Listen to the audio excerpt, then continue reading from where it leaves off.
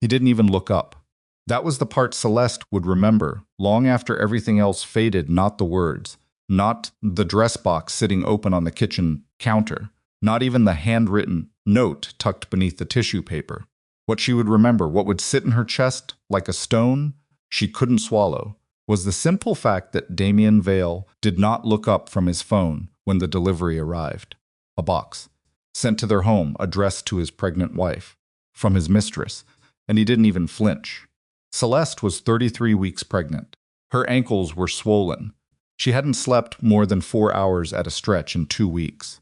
She stood in the middle of their penthouse kitchen, their 12-year kitchen, where she had cooked his mother's recipes, and cried after their second miscarriage, and once danced with him at 2 in the morning because neither of them could sleep. And she looked at that box, and she looked at her husband, and she understood something she had been refusing to understand for months. He wasn't afraid of her finding out. He didn't think she was capable of it. Before we go further, if this kind of story is exactly what you come here for, do us a favor and hit that subscribe button right now. Every week we bring you stories like this one, raw, real, and absolutely unforgettable. Drop your city and country in the comments below. I want to see how far this story travels. And if you stay until the very end, I promise you Celeste Vale is going to show you something you didn't expect. Now, let's go back to the beginning.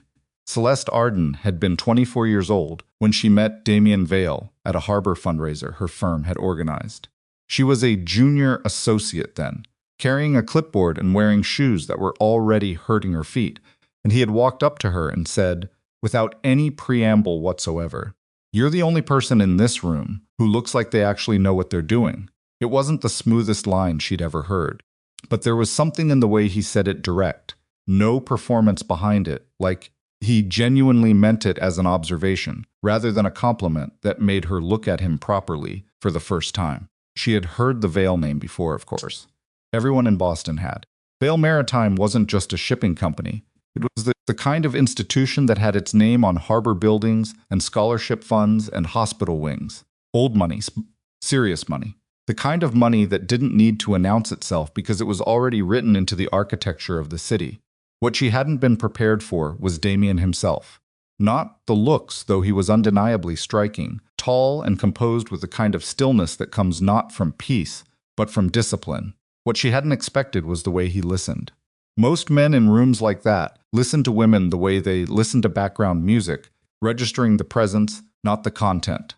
Damian listened like he was taking notes, like what she said actually mattered to his next thought. They talked for 2 hours that night. Celeste missed 3 of her clipboard responsibilities and spent the entire drive home replaying the conversation. 6 months later, they were engaged. Her mother had concerns.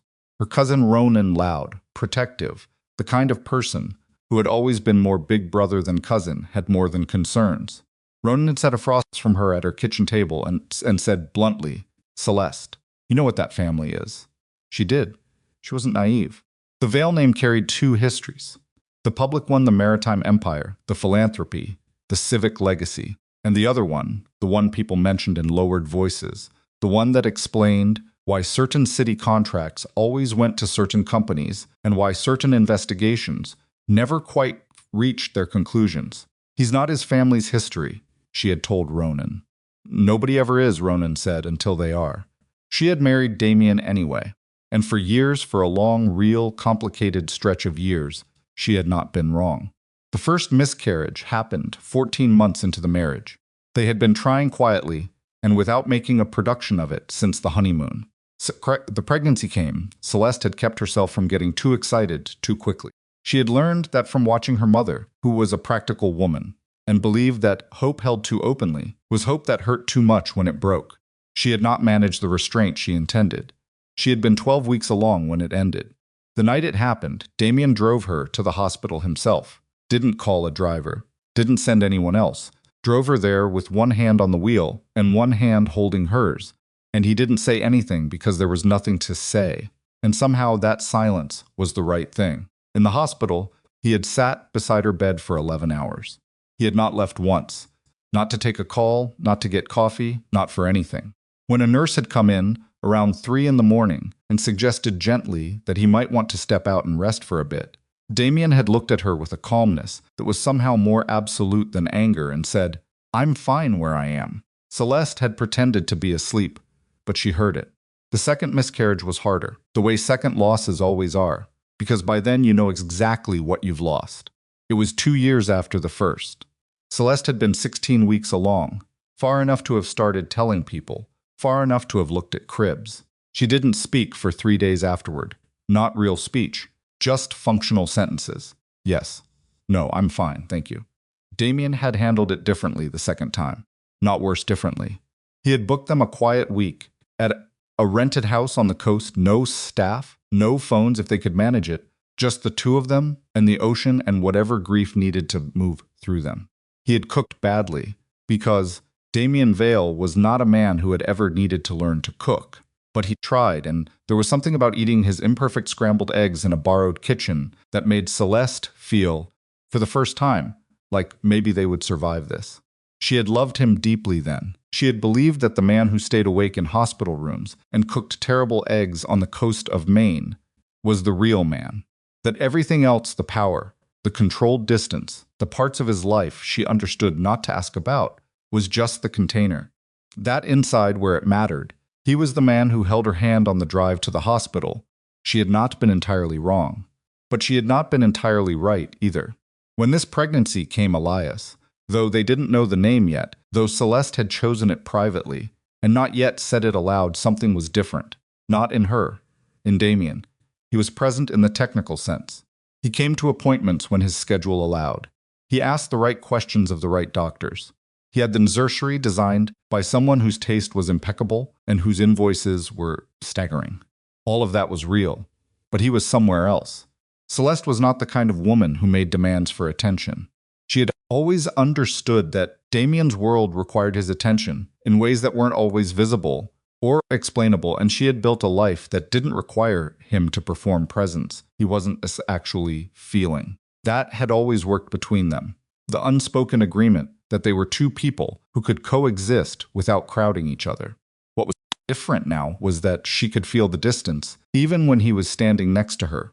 She noticed it in small things first. The way he ended phone calls when she walked into a room, not the way people end calls when they're wrapping up, but the way people end calls when they don't want you to hear the last sentence. The way his phone screen was always face down now, where it used to just sit wherever he left it. The way he had stopped meeting her eyes at dinner. She had tried to tell herself it was stress. Vale Maritime had complex pressures she didn't always understand. She had tried to tell herself it was the pregnancy that some men withdrew when they were afraid, and maybe Damian, with all his composure and control, was afraid of losing another child, and didn't know how to say it. She had tried. Then one Tuesday afternoon, while Damian was at what he said was a board meeting that ran 4 hours longer than it should have, Celeste had been looking for a specific document in his home office. Something related to the house account that she managed and that had a discrepancy she wanted to resolve before their accountant's quarterly call. She had gone into the filing cabinet she had permission to access, and she had found, behind a folder of shipping manifests, a credit card statement she had never seen before. Not a Vale Maritime card, a personal card in Damian's name, with an address she didn't recognize. She had stood very still for a very long moment. Then she had taken a photograph of it with her phone, replaced it exactly where she found it, and gone to sit in the kitchen with a glass of water she didn't drink. She didn't confront him that night, or the next night, or the one after that. Celeste Arden Vale had survived 2 miscarriages and 12 years inside a world most people would find terrifying. She had learned, if she had learned nothing else, that information gathered in anger was information you couldn't use. You had to know everything before you moved. You had to be certain. You had to be so far ahead that the other person never saw you coming. So she waited, and she learned. The credit card led to an address in the Seaport District, a building she had passed dozens of times, one of those newer glass constructions that looked like money and anonymity in equal measure. She did not go to the building herself. She was 8 months pregnant and recognizable, and she was not going to stand on a sidewalk in the cold and give anything away. Instead, she called Ronan. Her cousin drove to that building 3 evenings in a row before he sent her a photograph. A man and a woman entering the lobby, his hand at the small of her back. The man was unmistakably Damian. The woman was younger, blonde, polished in the way of women who have access to other people's money and the time to use it well. Ronan's text beneath the photograph was 3 words. You okay, sir? She had sat with the photograph on her phone for a long time. Was she okay?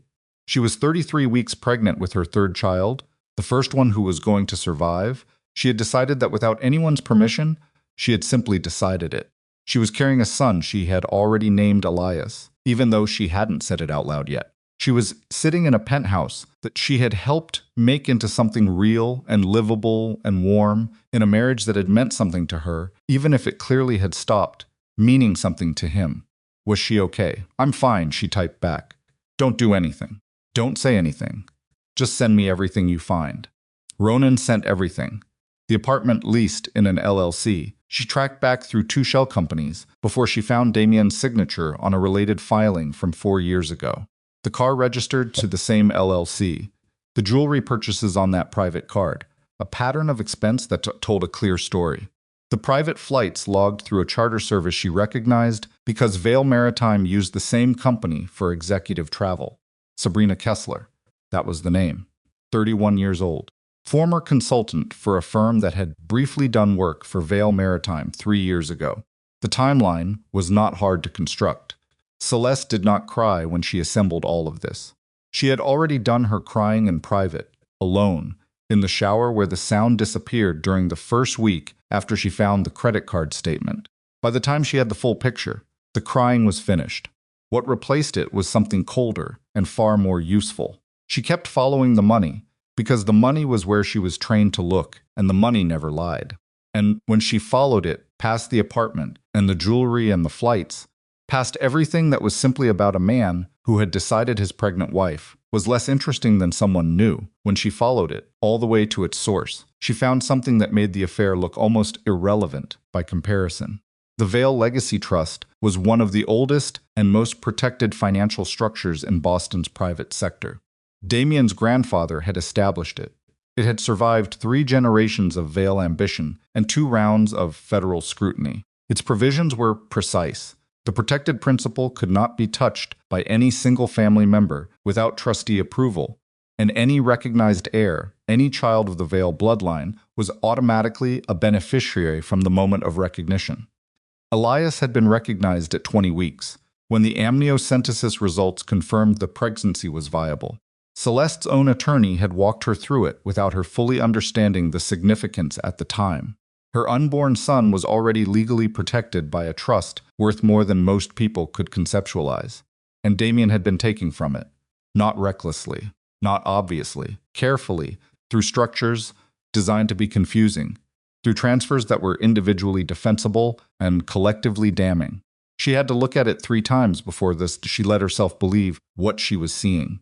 Then she pulled the thread a little further and found the $8 million transfer to Marcus Vane. She knew that name. Damian had mentioned Vane in passing, twice, the way you mention someone you want to seem indifferent about. A competitor of sorts, a man who operated in the spaces where maritime industry and other interests intersected in ways nobody formally documented. $8 million from a protected family trust to a man Damian had pretended barely existed.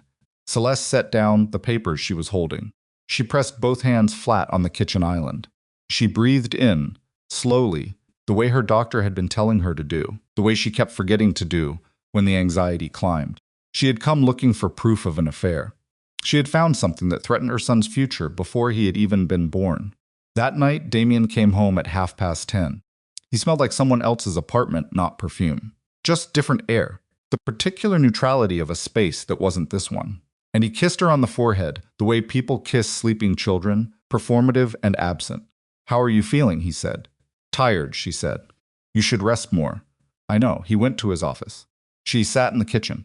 Above them, Boston moved in its nighttime patterns, the harbor lights, the sound of the city, doing what cities do. In her kitchen at 11 o'clock, 33 weeks pregnant, Celeste Arden Vale made the decision that would change everything. She was going to leave Damian, but she was not going to leave her son's future unprotected when she did. Nora Halden had been the Vale family's trust attorney for nearly 20 years, which meant she had survived 3 generations of Vale personalities, and still came to work every morning, which was its own kind of remarkable. She was in her early 60s, compact and precise, with the manner of someone who had been underestimated so many times that she had simply stopped keeping count. She had always liked Celeste. They met at Nora's office on a Thursday morning when Damian believed Celeste had a prenatal appointment. Celeste did have a prenatal appointment. She had scheduled it for an hour later. Because she had not survived 12 years in this world by being careless. August Vale was already there when Celeste arrived. Damian's father. 71 years old, white-haired, the kind of man who had built something real before age, made him gentler. August had always been the part of the Vale family that Celeste trusted. He did not have his son's particular ambitions.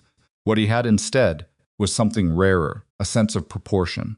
He stood when she walked in. He looked at her pregnant belly, at the steadiness of red in her face, and he sat back down heavily and said, "He's taken from the trust." It was not a question. "Yes," Celeste said. "How much?" Nora answered before Celeste could. Nora had already run the numbers. Nora, it turned out, had been running numbers for some time and waiting for someone in the family to bring her the evidence she needed to act.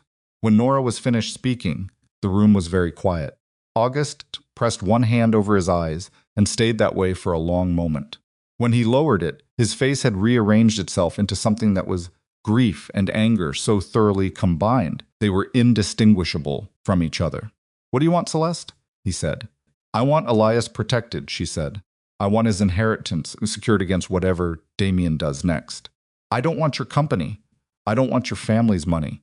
I want my son to have what is legally already his, and I want it locked behind walls that Damian cannot move." "And Damian?"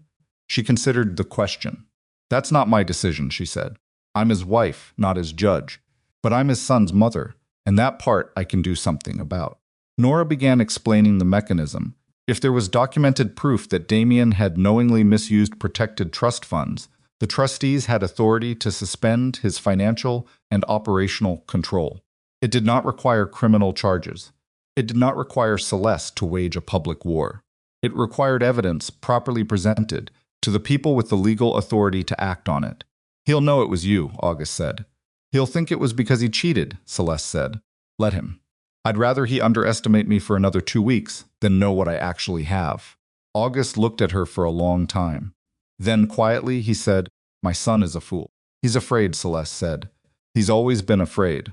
He just built a big enough empire that he thought fear couldn't find him inside it." She left the meeting with a prenatal appointment to get to and a plan that was already in motion. The dress arrived 11 days before the divorce papers were signed. It came in a pale box with a ribbon, the kind of packaging that announces itself as expensive, and when Celeste opened it, she found a maternity dress in a size she hadn't worn since her first trimester. It was beautiful, in the abstract deep green silk, well made, clearly not cheap. It was also, at 33 weeks pregnant, roughly 3 sizes too small. The note was handwritten on cream card stock. "For after the baby comes. I'm sure you'll fit into it again eventually. Women who take care of themselves usually do." No signature, none was needed. Celeste read the note twice. She set it down on the counter. She took out her phone and photographed the box, the tissue paper, the dress, and the note. She photographed them from 4 angles. She placed them all back in the box, precisely as they had arrived. Then she made herself a cup of tea and sat down and breathed. She did not cry. She was past crying. What moved through her instead was something that she would struggle to name later, not rage. Exactly, though rage was part of it. Something more like clarity. The specific, terrible clarity that comes when the last person who could have made you doubt yourself simply removes all doubt. She was right. She had been right about all of it. And she was not going to let either of them see her react. Not once. Not until she was ready. She found the message on Damian's phone 4 days later. He had left it on the kitchen counter while he was in the shower, a lapse in the careful pattern he'd maintained for months. She did not search through it. She didn't need to. The message was visible on the lock screen, and it was from a number saved under a single initial she did not recognize. "Once the wife is gone, move the rest before your father notices." Celeste read it. She set the phone back exactly where it had been, face down. She went to the window and looked at the harbor. The wife. Not her name. Not even a pretense of personhood. The wife, like she was a piece of furniture to be moved out before the renovation began. She thought about Elias, about his heartbeat at the last appointment, that fast, steady sound that still made something in her chest open up, no matter how many times she heard it.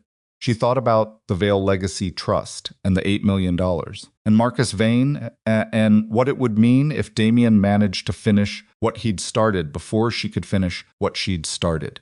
She thought about the man who had held her hand on the way to the hospital, who had cooked terrible eggs on the coast of Maine. Then she thought about the message still glowing on that phone. The wife. She went and found Ronan's number. "I need one more thing," she said when he answered. "What kind of thing?" "The kind you don't tell anyone about until I say so." There was a pause. Ronan had known Celeste her whole life.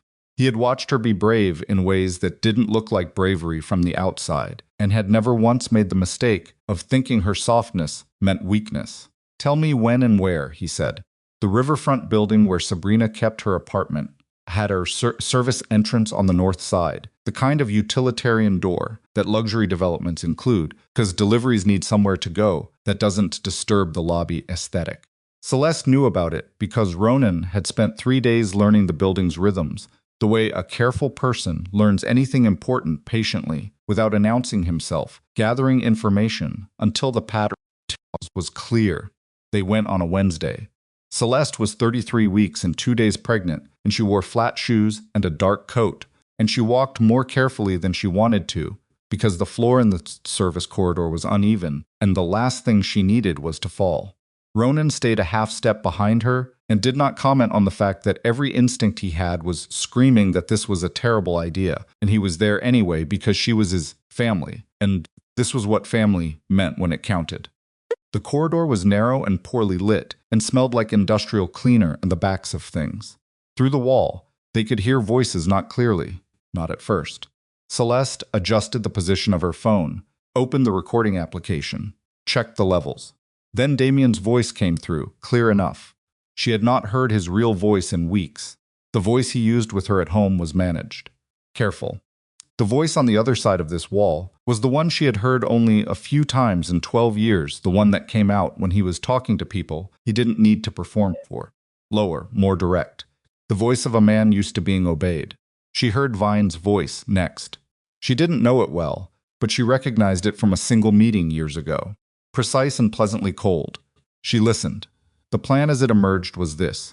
Blackwater Terminal, one of the oldest working piers in Boston Harbor, was being maneuvered toward an artificial default financial distress manufactured from the outside by someone who wanted to buy it cheaply once it appeared to collapse. That someone was Vine.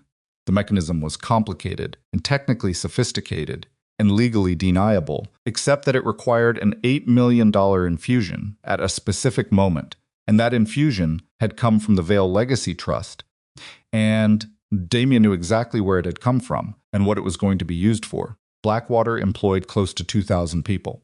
Damian knew that too. He just didn't seem to consider it a relevant fact.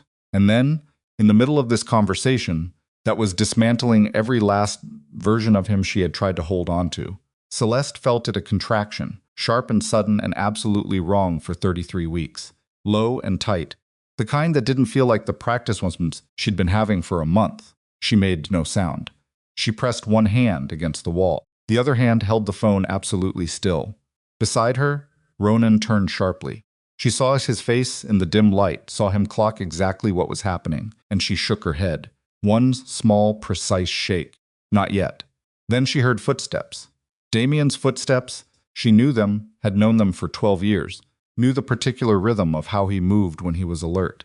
The footsteps were coming toward the wall, toward the door at the end of the corridor. The door handle, barely 10 feet away, shifted. Celeste pressed flat against the wall. The phone in her hand was still recording. Her son was pressing against her ribs. The contraction was easing, but hadn't fully released. The door handle shifted again. Didn't open. She heard Vane's voice, something inaudible, and then Damian's footsteps moving back. She stayed motionless for 45 more seconds. Then she and Ronan moved, quietly and quickly, back the way they'd come, through the service exit and out into the cold harbor air. In the parking structure, where Ronan had left the car, Celeste sat in the passenger seat and checked the recording, and it was there, all of it, clear enough to be understood and damning enough to matter. She pressed her hand against her side where the contraction had been, already fading, already past. She leaned her head back against the seat. Set Ronan said quietly, "I'm okay. You had a contraction in there." "I had a contraction and I'm okay." He looked at her for a long moment. Then he started the car. She had everything she needed now, every piece. The financial records, Nora's analysis, the photographs, the note from the dress box, the message from the locked phone, and now an audio recording of Damian explicitly confirming his own involvement in a scheme that was going to cost 2,000 people their livelihoods. She had everything. And she was going to do this one particular way, in a particular order, because she was Celeste Arden Vale, and she had not survived this marriage in these years and these 2 losses and this pregnancy to be reduced to the role of a cheated-on wife seeking revenge. The mafia boss was not going to be able to stand in front of anyone, in front of a boardroom or a courtroom or a camera, and say that an angry black woman had dismantled him because he broke her heart. He would never get that story. She would file for divorce first. Everything that followed would come from his own choices, his own crimes, his own hand on every document that condemned him. Celeste stared at the harbor lights through the windshield. She was going to walk back into that penthouse. She was going to make dinner. She was going to sleep, or try to sleep, in the bed she had shared with the man on the other side of that wall. And on Friday evening, when he came home, expecting another obedient silence, she would be sitting at the Marble Island, and the divorce papers would be between them. She was 33 weeks pregnant. Her ankles hurt. She was exhausted in a way that had no single cause and no clean solution. She was also the only person in any of this who had thought 3 moves ahead, and she was not going to waste that advantage now. "Take me home," she said.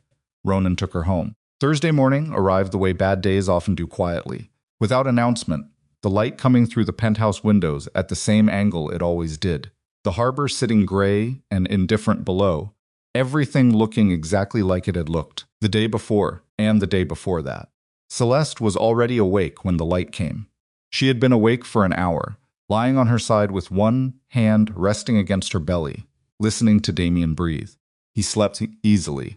That was the thing she kept coming back to, the thing she could not quite metabolize. He slept with the deep, untroubled rhythm of a man who had nothing pressing on his conscience, and she lay beside him in the dark and thought about Blackwater Terminal and 2,000 people, $8 million from a trust that was supposed to belong to their son, and she listened to him breathe.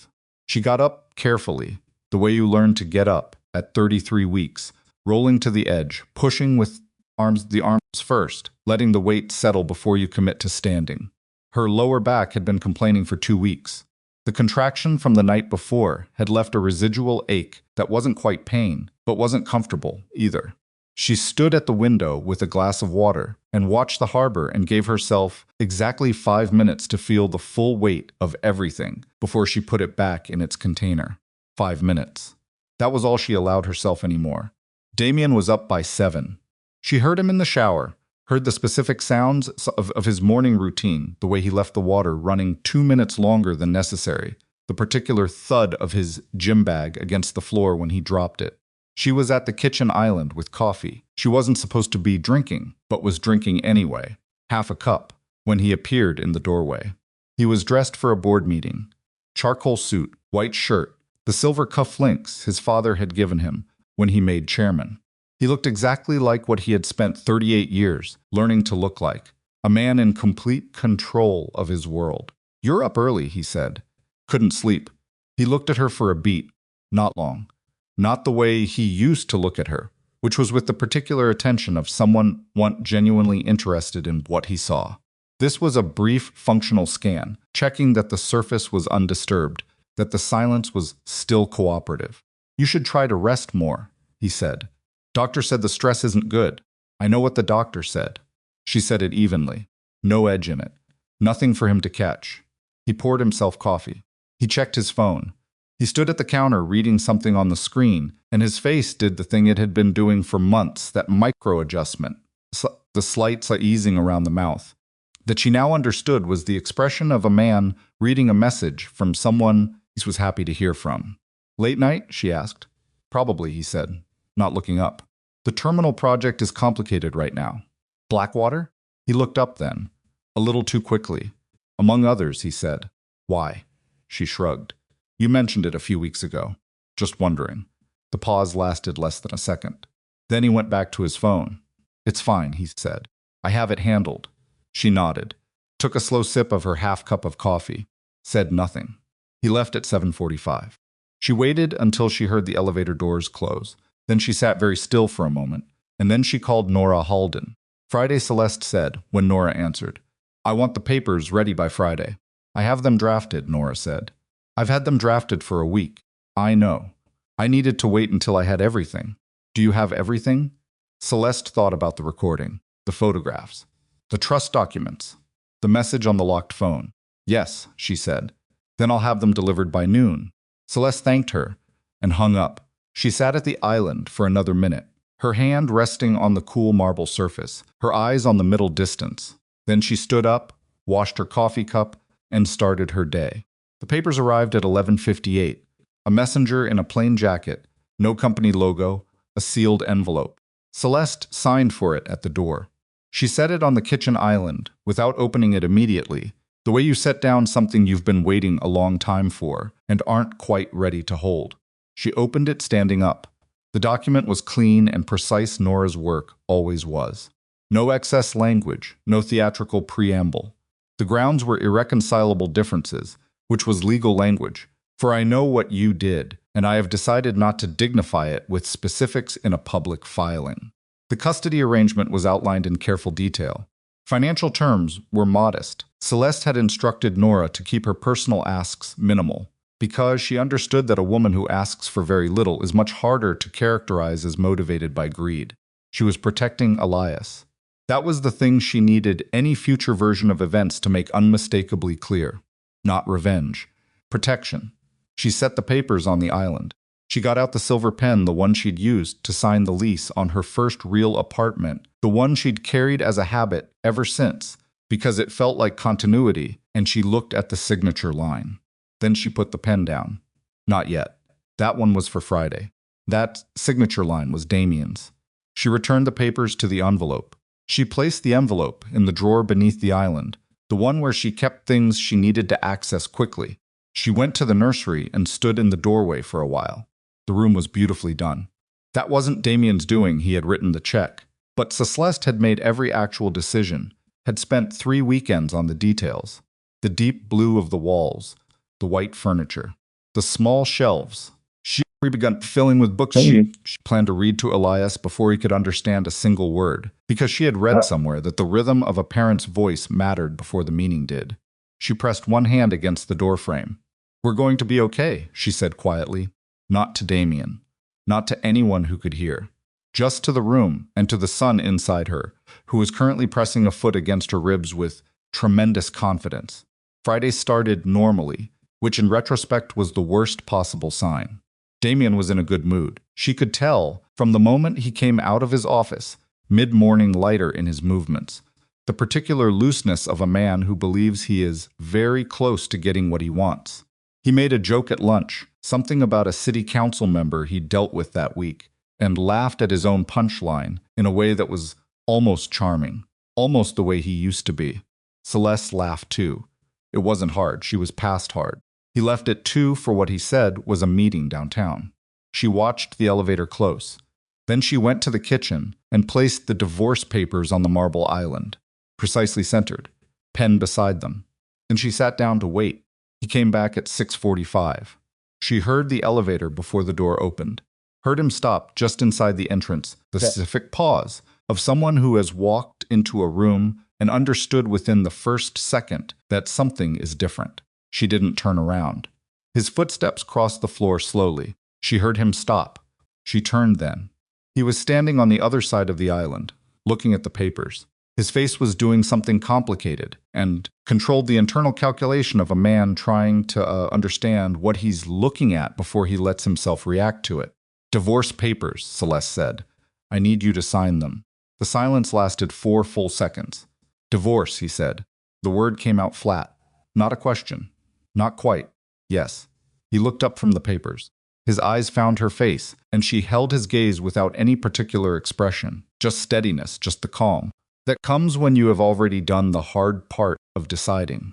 And this is merely the administrative aftermath. When did you stop? Started again. Is there someone else? She had expected this. She had known his first instinct would be to make it about something she'd done, because it was easier to be betrayed than to be the one who betrayed. No, she said. Then what is this? It's what I said it is. I want a divorce. He put both hands flat on the island. Not aggressive, more like he needed the contact with something solid. His jaw tightened. You're 8 months pregnant, Celeste. I'm aware. You want to do this now. I want to do this now, she confirmed. He pushed off the island and moved to the window, the same window she'd stood at that morning, and he stood with his back to her and his hands in his pockets, and she could see the tension across his shoulders, the way he was working through something internally. This isn't how people do this, he said. I'm not sure what the conventional timeline is, she said. I just know what I need. He turned, and now there was something different in his expression, not grief, not guilt, not even real surprise. What was emerging was suspicion. She could see him sorting through his mental inventory, checking what she might know, what she could possibly have as leverage. She let him look. She gave him absolutely nothing. You're being very calm about this, he said. Yes. People don't file for divorce and sit there like that. Some people do. He walked back to the island. He picked up the papers and read through them properly this time, page by page. She watched him read. She watched his eyes stop on the custody terms, watched him read them twice. His eyes moved to the financial section. She saw the moment he understood how little she was asking for a functional amount, livable, not remotely proportional to what she could have demanded, and she saw something shift in his face. Confusion first, then that dangerous thing, arrogance filling in what confusion left empty. He thought he understood now. She could see him building the story that made sense to a man like Damian Vale. The story where his pregnant wife's sudden desire for divorce was not about anything he had done, but about something she had going on. Another man, a plan, something that would explain why she was being so calm and asking for so little. Because women who know they've been cheated on don't sit quietly. Women who are hurt make demands. Women who are leaving take everything they can get, unless they have somewhere else to go. Is there something you want to tell me? He said. I've told you what I have to tell you, she said. I want a divorce. The terms are fair. I'd like you to sign. You'd like me to sign. He repeated it slowly, like he was tasting the confidence of it and finding it suspicious. Yes. He set the papers down. He looked at her for a long moment. You wanted freedom, Damian, she said. Her voice was quiet. Take it. Something moved across his face. Something complicated and private that she couldn't fully read and didn't try to. He looked at the papers again. She could see him thinking about Monday. She could see him thinking about Sabrina, about the life he'd been constructing on the other side of this one, about the transaction that was 3 days away, and the fact that a signed divorce made everything cleaner. He picked up the pen, and Damian Vale, chairman of Vale Maritime, feared boss of one of Boston's most powerful criminal networks, signed his pregnant wife's divorce papers with a smooth, unhurried flourish, the signature of a man who had just made a decision he was confident about. He set the pen down. He looked at her. Don't come back asking me for anything, he said. There was something in his voice that was almost triumph, almost contempt. The voice of a man who believed he had just been handed an exit without consequences. I won't, she said. She took her copy of the papers. She stood up from the stool, moving carefully, and went to the bedroom where her suitcase had already been packed for 2 days. She rolled it out into the living room.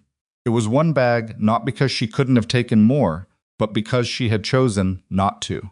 Because a woman who leaves with one suitcase does not look like a woman seizing anything. She looked like a woman who has already decided what matters and what doesn't. Damian stood near the island watching her. He made no move to help her with the bag. It was heavy enough that she had to manage her grip carefully. Redistributing the weight and the walk to the elevator was slower than she would have liked. She pressed the button. The doors opened. She stepped in. She looked back at him once. He was still standing near the island, with his hands in his pockets, watching her go with the expression of a man who believes the difficult parts of something is almost over. The elevator doors closed. She had arranged everything in advance. Ronan's car was at the building entrance. He'd been parked half a block away for 40 minutes because Ronan was constitutionally incapable of being less than early for anything that mattered. He got out when he saw her and came around to take the suitcase without a word. He looked at her face. "Done?" he said. "Done." He put the suitcase in the trunk. He held the passenger door open. She got in slowly, and he closed it with the particular carefulness of someone trying to make something difficult feel manageable. They drove 2 blocks before her phone buzzed. Damian calling Sabrina. She didn't know this in the moment, she learned it later. But in the car, heading toward the apartment she'd quietly leased 3 weeks ago in a building near the waterfront that Damian didn't know existed, her phone buzzed with a message from Nora. She didn't need to answer it. She already knew what it said. She sent back one word signed. Nora would take it from there. Monday morning would come regardless of what Celeste felt in this car, in this moment, with Boston moving past the windows and her son pressing steadily against her ribs and one suitcase in the trunk. She pressed her hand against her belly. "Hey," Ronan said quietly. "You okay? Ask me Monday," she said. He didn't push. He knew her well enough not to. He drove, and she sat with her hand on her belly and watched the city, and whatever she felt in the gap between the life she'd just walked out of and the one she hadn't built yet, she kept to herself. The weekend was its own particular kind of endurance. She had not anticipated how strange the quiet would be. Not bad. Exactly, the apartment was clean and warm, and hers, properly hers, with nothing in it that carried his history, but quiet in a way that had texture. She woke both mornings at 5, the way she'd been waking for weeks, and the absence of Damian's breathing beside her was at first disorienting, and then something else, something she didn't have a clean word for yet. She called her mother Saturday afternoon. Didn't explain everything. Just said she was staying somewhere new for a while, that things with Damian had reached a point where she needed space. Her mother, who had seen 30 years of life, that gave her the ability to hear 10 sentences inside 2. "Are you safe?" "Yes," Celeste said. "And the baby?" "He's fine. He's been kicking since Tuesday." "That's his father's stubbornness," her mother said. "Is there anything you need?" "Not right now. I'll call you Monday. I'll be here." She hung up and sat with the phone in her hand for a while. She thought about calling Nora, but Nora would call her if anything needed attention. She thought about trying to sleep, but her body had decided sleep was optional this particular afternoon. She sat by the window of her new apartment and watched a container ship moving slowly across the harbor and thought about Blackwater Terminal and the people whose livelihoods were threaded through that ship, and 100 like it, and a pier that one. Man had decided was worth less than his own ambitions. She thought about Damian standing at the island, signing those papers. With a flourish, she thought about the way he'd said, "Don't come back asking me for anything," the confidence of it, the complete absence of any indication that he understood what he was walking into. She had understood something about Damian early in the marriage, something she had filed away and only occasionally revisited. He was brilliant in straight lines. Give him a clear problem with visible edges, and he was formidable, relentless, genuinely impressive to watch work. But he had almost no instinct for what was happening in the peripheral space. He missed what wasn't directly in front of him. He had missed her, in precisely this way, for the better part of a year. He had missed the fact that she had been paying attention. Sunday evening, Ronan called. "Vane's moving," he said, without a hello. "Word from someone I know near the harbor, there's activity around Pier 12. Equipment that shouldn't be there on a Sunday." Celeste was on her feet before he finished the sentence. How much time does Nora have? That's not the question, say. If Vane moves the authentication key before Monday's board meeting. The board meeting is 8 a.m., she said, before Damian gets there. If Vane accelerates the timeline, then Damian loses control of the one thing that could stop it, she said. She was already thinking through the pieces. The authentication key was the mechanism, the physical key to the financial architecture that controlled the Blackwater acquisition lock. It had been Damian's ace, the thing he'd been holding over Vane, to make sure their arrangement stayed arranged the way he wanted it. If Vane got hold of that key before Damian walked into Monday's board meeting and found his authority suspended, Vane could complete the acquisition without Damian's cooperation. 2,000 jobs. Gone before anyone could stop it. "Where is the key now?" she asked. That's the problem, Ronan said. Damian doesn't know Sabrina is in contact with Veen directly. He thinks she's just his. He thinks she's peripheral. She's not. Celeste went still. She's been working with Veen long enough to know where Damian keeps the key, Ronan said. And she has access to the penthouse until the divorce is formally processed, which is not yet Monday.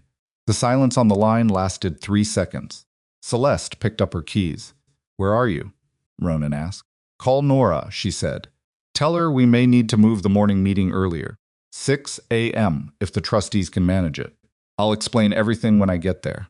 You're 33 weeks pregnant, and it's 9 o'clock on a Sunday night. You are not. I am not going to sit in this apartment while that woman walks into my home and hands the thing that destroys 2,000 people's lives to a man who has never once thought about any of them, she said. Her voice was level. It was completely level. The levelness of it was somehow more alarming than anger would have been, and Ronan had known her long enough to hear that. He was quiet for a moment. I'll pick you up, he said. I'll be downstairs. She didn't go to the penthouse. She was many things in that moment, but she was not reckless, and walking back into the building she'd left 48 hours ago was not part of any plan that ended well. What she did instead was go to Nora's office, Nora, who answered the phone on the second ring, even at 9:15 on a Sunday, because Nora Halden had been in this family's orbit long enough to understand that its crises did not keep business hours. August was reachable. He was always reachable. By 10 o'clock, they were in Nora's conference room with the blinds down and 3 phones on the table and the kind of focused, airless attention that only comes when the margin for error has effectively reached 0. If she takes the key tonight, Nora said, not asking, stating. He wouldn't have told her where it is, August said. Not defensively. He was past defending his son. He said it the way you state a fact about someone's operational habits. He didn't have to tell her, Celeste said. She's been in that apartment. She knows how he operates. He's methodical about where he keeps physical documents and hardware, same places, same logic, every time. She paused. I know where it would be. She's had enough time in that building to figure it out too. The room absorbed this, Nora said. If the key is used before the trustees formally suspend his control, the suspension doesn't stop the acquisition, Celeste said. The suspension stops Damian. Vane operates separately. That was always the design. Damian thought he was using Vine. Vane always intended to move without him, once the key was in hand. August pressed his fingers together. He looked at Celeste over the top of them. My son is going to go to prison, he said. It was not a question. It was a man sitting with the truth he had already arrived at and was now saying aloud for the first time. That depends on what Damian does next, Celeste said. He won't cooperate with prosecutors. He might, she said, if the alternative is losing everything anyway and gaining nothing. She paused. But we can't get to that conversation if Vane completes the acquisition first. If Blackwater falls tonight, none of the rest of it matters. Elias's trust is still damaged. 2,000 people still lose their jobs. And Vane walks away having done what he planned. August stood up. He was 71, and his joints made a sound they hadn't made 10 years ago. But the way he moved to the window was still the movement of a man who had built something with his hands and understood what it cost. What do we need, he said. The trustees need to convene, Nora said. Tonight if possible. Emergency session. The evidence is sufficient.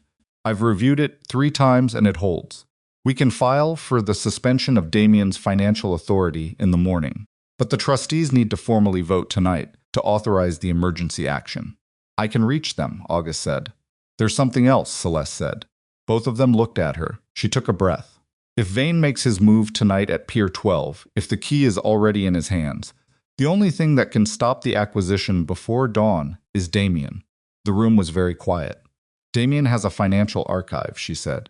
I found references to it in the trust documents. It's a secondary authentication mechanism, a records package that, if released, would override the acquisition lock and simultaneously expose every transaction in the scheme. She kept her voice steady. If Damian releases that archive, the acquisition is stopped. The key becomes worthless, and the archive contains, Nora started, evidence of everything, Celeste said, including what Damian knew and when he knew it, every transaction, every communication, a complete record of his own involvement. August understood immediately. She could see it in the way his face settled. If he releases it, August said, he hands prosecutors everything they need to charge him. Yes, Celeste said. You're going to ask him to do that. She didn't answer immediately. She looked at her hands, flat on the table. She thought about Elias pressing against her ribs. She thought about the contraction in that service corridor, and the recording on her phone, and the note in the green dress box, and 12 years, and 2 losses, and a man asleep beside her in a darkened room while she lay awake, adding up the cost of things. I'm not going to ask him anything, she said finally. I'm going to make sure he understands what's happening. What he does with that information is the first real choice Damian Vale has made in a very long time. She raised her eyes to August's. I think you should be the one to call him. August was quiet for a long moment. Then he reached into his jacket pocket for his phone. Leave us, he said. Celeste and Nora stepped into the hallway. Nora walked toward the kitchen, at the end of the corridor, to make coffee neither of them would really drink. Celeste leaned against the wall beside the conference room door and closed her eyes. Through the door, she could hear nothing. The room was well insulated. The way conference rooms in law firms tend to be built for exactly this kind of conversation that could not afford to be overheard. She put one hand against her belly. The baby was still, had been still for the last hour, which after weeks of constant movement felt strange. Her lower back ached. The fluorescent light in the hallway was slightly too bright. She was 33 weeks pregnant and standing in a law firm corridor at 10:45 on a Sunday night, and Monday was 8 hours away. She pushed off the wall and walked slowly toward the kitchen to find Nora and whatever coffee was available. Behind the conference room door, August Vale was talking to his son for what would turn out to be the last time before the morning that changed everything, though neither of them knew that yet. All Celeste knew, walking down that hallway with her hand on her side where the ache lived, was that she had put every piece in place that she could reach. The rest belonged to Damian, and Damian, for perhaps the first time in his adult life, was going to have to make a choice that his money, his name, and his fear could not make for him. The coffee Nora made was bad. Not bad in the way of coffee that was poorly prepared, bad in the way of coffee made at 11 o'clock at night by someone running on adrenaline and obligation, using a machine that hadn't been properly cleaned since the last time someone had a crisis in this building. Celeste drank half of it standing at the kitchen counter and said nothing about the taste. Nora stood across from her with her own cup, and they didn't talk for a while, which was one of the things Celeste had always appreciated about Nora. She understood that silence wasn't a problem to be solved. They could hear nothing from the conference room. At 11:22, the door opened. August came out alone. He walked down the hallway toward them, and Celeste watched his face, which was the face of a man who had just had a conversation he could not unfeel. His eyes were dry, but there was something around them, in the set of the muscles there, that spoke to what had cost him to make that call. He stopped in the kitchen doorway. He listened, August said, and Nora asked, "Cease." August pressed his lips together. He didn't say no either. He said he needed to think. Celeste set down her coffee cup. How much time does thinking take? He knows about Monday morning, August said. I told him about the trustees. He knows the suspension is happening regardless. He paused. What he doesn't know yet is whether Sabrina has the key. Does he know she and Vane have been in contact directly? August looked at her steadily. No, he said. The word landed in the kitchen and sat there. This had suspected since Ronan's call earlier that evening. But suspecting and confirming were different things, and the confirmation settled into her chest with a specific weight. Damian had believed he was the one using people. He had believed he was the architect of the arrangement, the one who held the pieces and moved them. The idea that Sabrina Kessler had been operating with her own agenda, that she had been in contact with Marcus Vane independently, that she had positioned herself not as Damian's chosen person, but as Vane's asset inside the Vale household, that was not a possibility Damian had allowed himself to consider.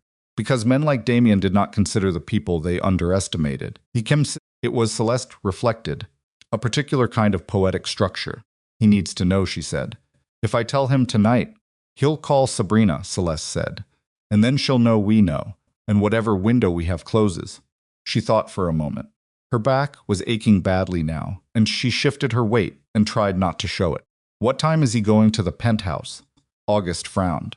I didn't ask. He'll go home. He always goes home to think he doesn't think well in other people's spaces. If Sabrina has already been there tonight, she stopped. The key, Nora said quietly. If she took it tonight, Vane moves before dawn. Celeste looked at the clock on the kitchen wall. 11:31. We need someone at Pier 12. Ronan was already in his car. She had left him downstairs when she came up to the meeting because there was no point in everyone sitting in a law firm conference room, breathing the same recycled anxiety. She texted him 4 words. Pier 12. Watch only. His response came back in under 10 seconds. On it. She did not sleep. She lay on the couch in Nora's office. Nora had offered it, had even found a blanket from somewhere. The practical generosity of a woman who understood that a 33-week pregnant person should not sit in a conference room chair for 5 more hours, and she lay there with the blanket over her legs, and her eyes on the ceiling, and she did not sleep. She thought about Damian in the penthouse. She knew exactly how he would be moving through it. She had lived beside him for 12 years, and she knew his architecture of distress, the way he went to the window first, always the harbor window, standing there with his hands loose at his sides, in a posture that looked like composure and was actually something else. The way he would pour 2 fingers of something and not drink it. The way he would pace, short circuits between the window and the kitchen island, his footsteps making that particular sound on the hardwood that she had learned to identify in her sleep. She had known that man's sounds in the dark. She pressed her hand against her belly. Elias shifted, slow and heavy, the movement of a child already too large for the space he occupied. She felt it against her palm, and she breathed. At 1:47 in the morning, her phone lit up. Ronan. She sat up immediately, which took more effort than it should have, and answered before the second vibration. Tell me, she said. There's a car at Pier 12, Ronan said. His voice was low and even, the tone he used when he was somewhere he didn't want to be heard. 2 men I don't recognize. And Vane's here. Vane himself. In person. He's not the kind of man who sends proxies for something this size. A pause. Set. There's equipment. Loading equipment. They're not just here to talk. She was already sitting up fully, the blanket falling away. The authentication process, she said. How long does it take once the key is active? I don't know. I'm not a financial systems person. Find out who you can call at 2 in the morning who is. She was on her feet now, moving toward Nora's desk, where she'd left her shoes. And don't get any closer to those men. I know. Ronan. I know, Celeste. She hung up and went to find Nora, who was at her desk with her reading glasses on and 3 documents spread out in front of her, because Nora Halden had apparently decided that sleep was also optional tonight. Vane is at the pier, Celeste said. Nora took off her glasses. Now, which means either he already has the key or he's expecting it. She sat down across from Nora. Can the trustees authorize the emergency suspension tonight? Not wait for morning? Nora was already picking up her phone. I can try. Try? What happened in the next 40 minutes happened in pieces. The way disasters always do, not as a single catastrophic moment, but as a series of individually manageable seeming events that assembled, in aggregate, into something irreversible. Nora reached 2 of the 3 trustees.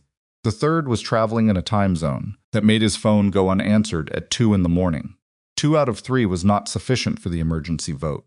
The trust's governing documents required unanimous trustee agreement for emergency suspension actions, a provision designed to prevent exactly the kind of rapid power shift that Celeste was now trying to execute.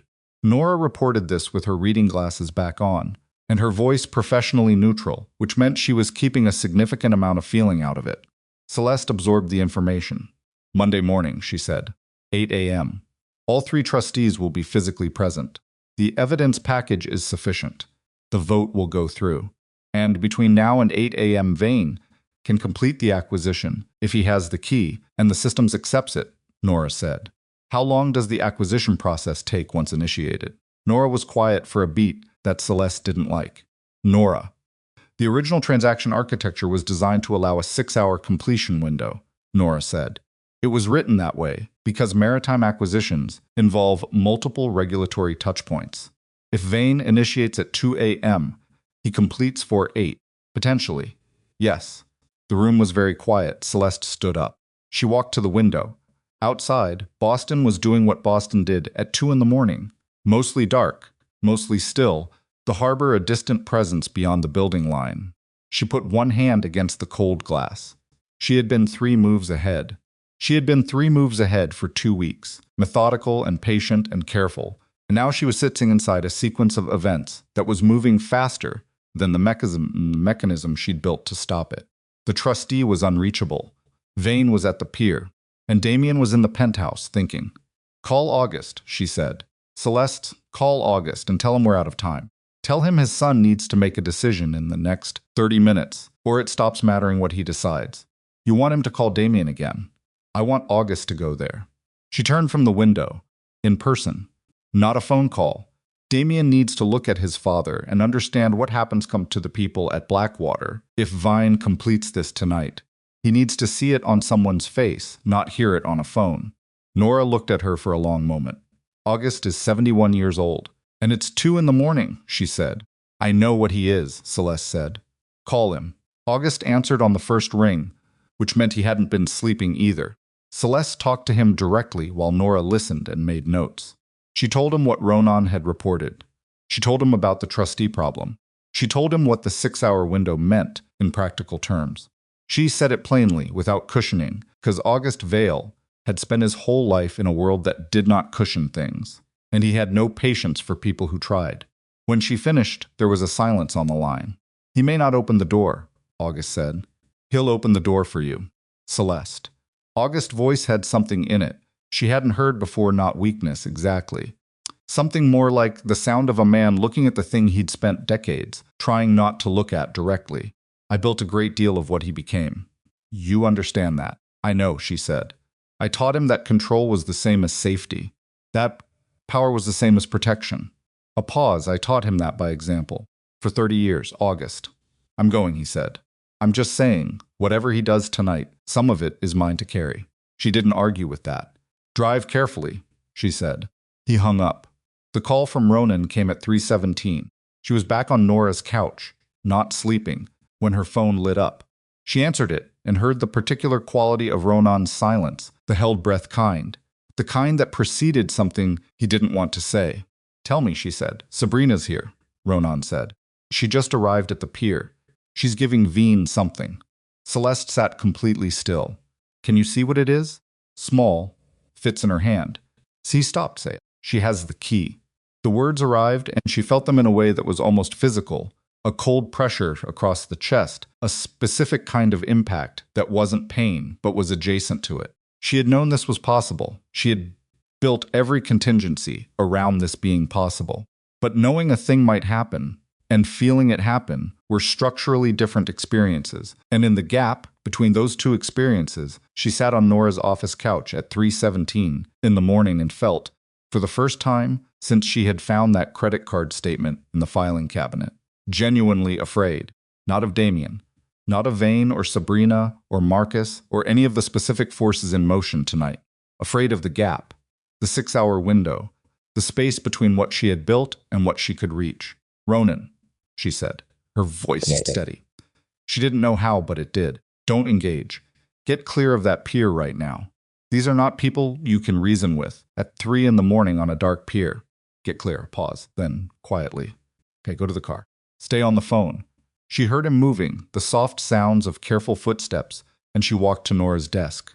Nora looked up from her documents and read Celeste's face in approximately 1 second. "She gave him the key," Nora said. "Yes." Nora set down her pen. Then it started. "Yes." They looked at each other. The clock on Nora's wall said 3:19. 5 hours and 41 minutes until the board meeting. 5 hours and 41 minutes until the trustee vote that would suspend Damian's authority and formally enter the evidence into the trust record. 5 hours and 41 minutes that were now entirely secondary to a process that had begun at a pier in Boston Harbor. Nora said very quietly, "Is August there yet?" Celeste was already dialing. August arrived at the penthouse at 3:28. She knew this because he texted her when he was in the elevator, a single line going up in the precise typing of a 71-year-old man who had learned to use a smartphone out of necessity and had never quite made peace with it. She had no way to know what happened inside that apartment. She was in a law firm 3 miles away, on a couch with a bad blanket and a worse cup of coffee, with her hand pressed against her belly and her phone face up on her knee. Wait. Nora had opened her laptop and was building a timeline of the acquisition process, mapping the regulatory touchpoints, trying to identify any point in the 6-hour window where a federal filing could interrupt the transaction. It was painstaking work, and she did it without being asked, without announcing what she was doing, simply because it was the thing available to be done. And Nora Halden was constitutionally incapable of sitting still when there was a problem in the room. Celeste watched her work. She thought about what August had said on the phone. I built a great deal of what he became. She had never heard him say anything like it before. In 12 years of family dinners and boardroom adjacency, and the careful choreography of Vale family gatherings, she had never heard August Vale acknowledge fault in any direction that pointed toward himself. He was not a cruel man, she had always believed that, but he was a man of his particular generation and particular world, where the acknowledgement of one's own contribution to damage was something you kept private, if you kept it at all. She thought about Damian, the way you think about a person you have lost before the losing is officially over, not with grief, exactly, and not with anger either, with something complicated and tired. She thought about the man who had held her hand in the car and cooked eggs on the coast of Maine and sat 11 hours in a hospital room without once moving toward the door. She thought, that man is also real, and it's still not enough. At 4:04, her phone rang. It was not August's number. It was Damian's. She stared at it for 2 full rings. Then she answered Damian. Silence for a moment. Then his voice, and it was not the managed voice, not the boardroom voice, not the voice she had learned to recognize as his performance of composure. It was something rawer than any of those, something she had heard only a handful of times in 12 years, and never under circumstances like these. Sabrina gave Vane the key, he said. She said nothing. You knew, he said. It was not quite an accusation. It was something more disoriented than an accusation, the sound of a man processing a reality that had reorganized itself around him without his permission. I knew it was possible, she said. How long have you known about her and Vane? Long enough. Another silence. She could hear him breathing. She could hear faintly what she thought was the harbor through a window. Somewhere, the same harbor she'd grown up looking at from her bedroom, the same harbor she'd watched from her new apartment 2 nights ago. The same harbor sitting gray and immovable outside Nora's office right now. My father is here, Damian said. I know, he told me everything. What Nora found the trustees. A pause. He told me what you didn't take. What you could have taken and didn't. She waited. Why didn't you, he said. The question was direct, in a way Damian rarely permitted himself to be direct, not as a strategic posture, but as a genuine thing. The asking of a man who actually did not understand and needed to. Because Elias's inheritance isn't a weapon, she said. It's his. It was always his. I don't want his father's empire. I want my son to have what belongs to him and to build something with it that isn't what you built. The silence this time lasted longer. The archive, he said finally. You know what it contains, she said. If I release it. I know what it costs you, she said. I'm not pretending I don't know. Another long beat. Outside, she heard Nora stop typing. Damian. She said his name and meant it the way she used to mean it, without the performance of meaning it. There are 2,000 people at Blackwater. They did not make any of the choices that are ending their livelihoods tonight. They went to work, they operated cranes and managed logistics, and drove routes and paid mortgages, and some of them are probably awake right now because they can feel something wrong. In the way things have been moving this year, the way you feel something wrong before you can name it. She paused. They trusted the name on the building. He didn't say anything. The archive, she said. You know what I'm asking. I know what you're asking? And the pause that followed was the longest one yet. She counted it without meaning to. 11 seconds. 12. I need to get to the harbor archive, Damian said. How long? 20 minutes. Maybe less. You have less than that before the acquisition window narrows past the point where the override matters. She stood up from the couch, which required effort. And she didn't care. Go now. Call me when you're inside, Celeste. His voice stopped her. What? If I do this, does that change anything? Between us, she closed her eyes briefly. No, she said. She heard him exhale, not dramatically. Just the quiet release of a man who had asked the question, knowing the answer and needing to ask it anyway. Go, she said. The line went dead. Nora was on her feet. She had already pulled up the acquisition framework on her laptop and was mapping the override mechanism against the transaction timeline. Her hands moved with the efficiency of someone who had been doing this for 20 years and understood exactly what the next 15 minutes required. If he releases the archive before 4:45, Nora began. He's leaving now, Celeste said. The regulatory interrupt point is 4:52. After that, he'll make it. Nora looked at her, Celeste. He'll make it, she said again, and she did not know if it was certainty or something she was saying, because the alternative was not a thing she could hold in the same moment as everything else she was currently holding. She called Ronan. He answered from his car. Federal contact, she said. The name Nora gave us last week. Can you reach them tonight? I can try. Try hard. Tell them Pier 12. Tell them the acquisition is in process and there's a federal archive being released that will provide complete evidentiary support for the fraud and conspiracy charges. She paused. Tell them if they want Vane. Tonight is the night. Ronan said something under his breath that was not quite a word. Ronan. I'm calling, he said. She stood in the center of Nora's office. The clock said 4:11. The blanket she'd left on the couch was half on the floor. Outside the window, Boston was beginning the very first stage of its reluctant move toward morning not light yet. Nothing so definitive as light, but the particular lessening of dark that comes before the dark admits anything is changing. Her phone buzzed. A text from a number she didn't have saved, but she recognized the last 4 digits, had memorized them without intending to, the way you memorize things that matter. Inside, Damian was in the harbor archive. She texted back one word, now. At 4:19, a second contraction came. This one was different from the one in the service corridor. That one had been sharp and sudden and had resolved in under 2 minutes. This one built more slowly, a tightening that started low and moved upward with a deliberate architectural pressure that she recognized, with a kind of cold clarity, as something her body was doing with intention rather than warning. She pressed one hand against the side of the desk. Nora turned from her laptop and looked at her. Contraction, Celeste said. Her voice was almost normal. Almost. Nora was already moving. How long? 40 seconds. Maybe a bit more, she breathed. Slow and down, the way the doctor had shown her. The kind of breath you make with intention because your body would otherwise make a different kind. It's passing. You're 33 weeks. I'm aware, Nora. That's early for— I know what it's early for. She exhaled fully. The contraction was easing. She stood carefully upright. I need to stay here until I know the archive authenticated. Celeste, 5 minutes, maybe 10. She met Nora's eyes. If I leave now and the authentication fails, the authentication doesn't require you to be in this office. No, but I need to know. She picked up her phone. No new message from the number. I need to see it happen. Nora looked at her for a long moment. Then she turned to her own phone and made a call, brief, quiet, the particular tone of someone summoning a resource without making a production of it. She hung up and said, I called a car.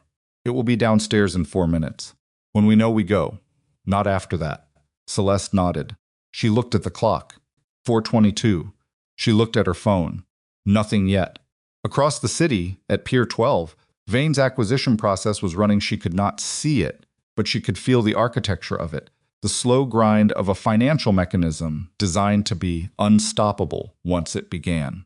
She thought about the crane operators and mechanics, and the logistics coordinators whose names she would never know, whose faces she had never seen, who were asleep in their houses tonight, not knowing that someone had decided their livelihoods were a fair price for one man's ambitions. She thought about Damian in the harbor archive, standing in front of a screen she had never seen in a building, she had only read about in documents. She thought, make the right choice. She thought it without sentiment, without prayer, without any of the softness of wanting him to be who she had once believed he was. She thought it as a pure structural thing, the way you think about a mechanism you need to work, a lock you need to open, a sequence that has to execute correctly for everything downstream of it to function. Make the right choice. At 4:29, her phone lit up. Not a text.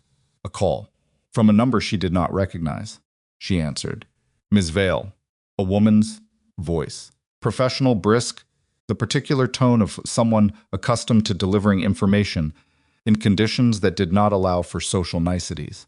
This is Special Agent Corinne Marsh, Federal Financial Crimes. Your associate contacted my office 20 minutes ago regarding Pier 12 and a transaction in process. Yes, Celeste said. We have units moving to the pier now. We need to know the status of the archive release. Has it been initiated? Celeste looked at her phone. Still no message from Damian's number. I'm waiting for confirmation, she said. Ma'am, we have a narrow window. I know about the window, Celeste said. A pause. We'll need you available for a statement at some point in the next several hours, Agent Marsh said. I understand. Are you somewhere safe right now? The question caught her slightly off guard. She looked around Nora's office, the desk, the laptop, the clock, reading 4:31, the blanket half on the floor. Yes, she said. Stay there, Agent Marsh said, and was gone. Celeste set the phone down. She picked it up again immediately. She was staring at the screen when it lit up. The text from Damian's number was 3 words. It's authenticating now. She exhaled so completely that Nora across the room turned to look at her.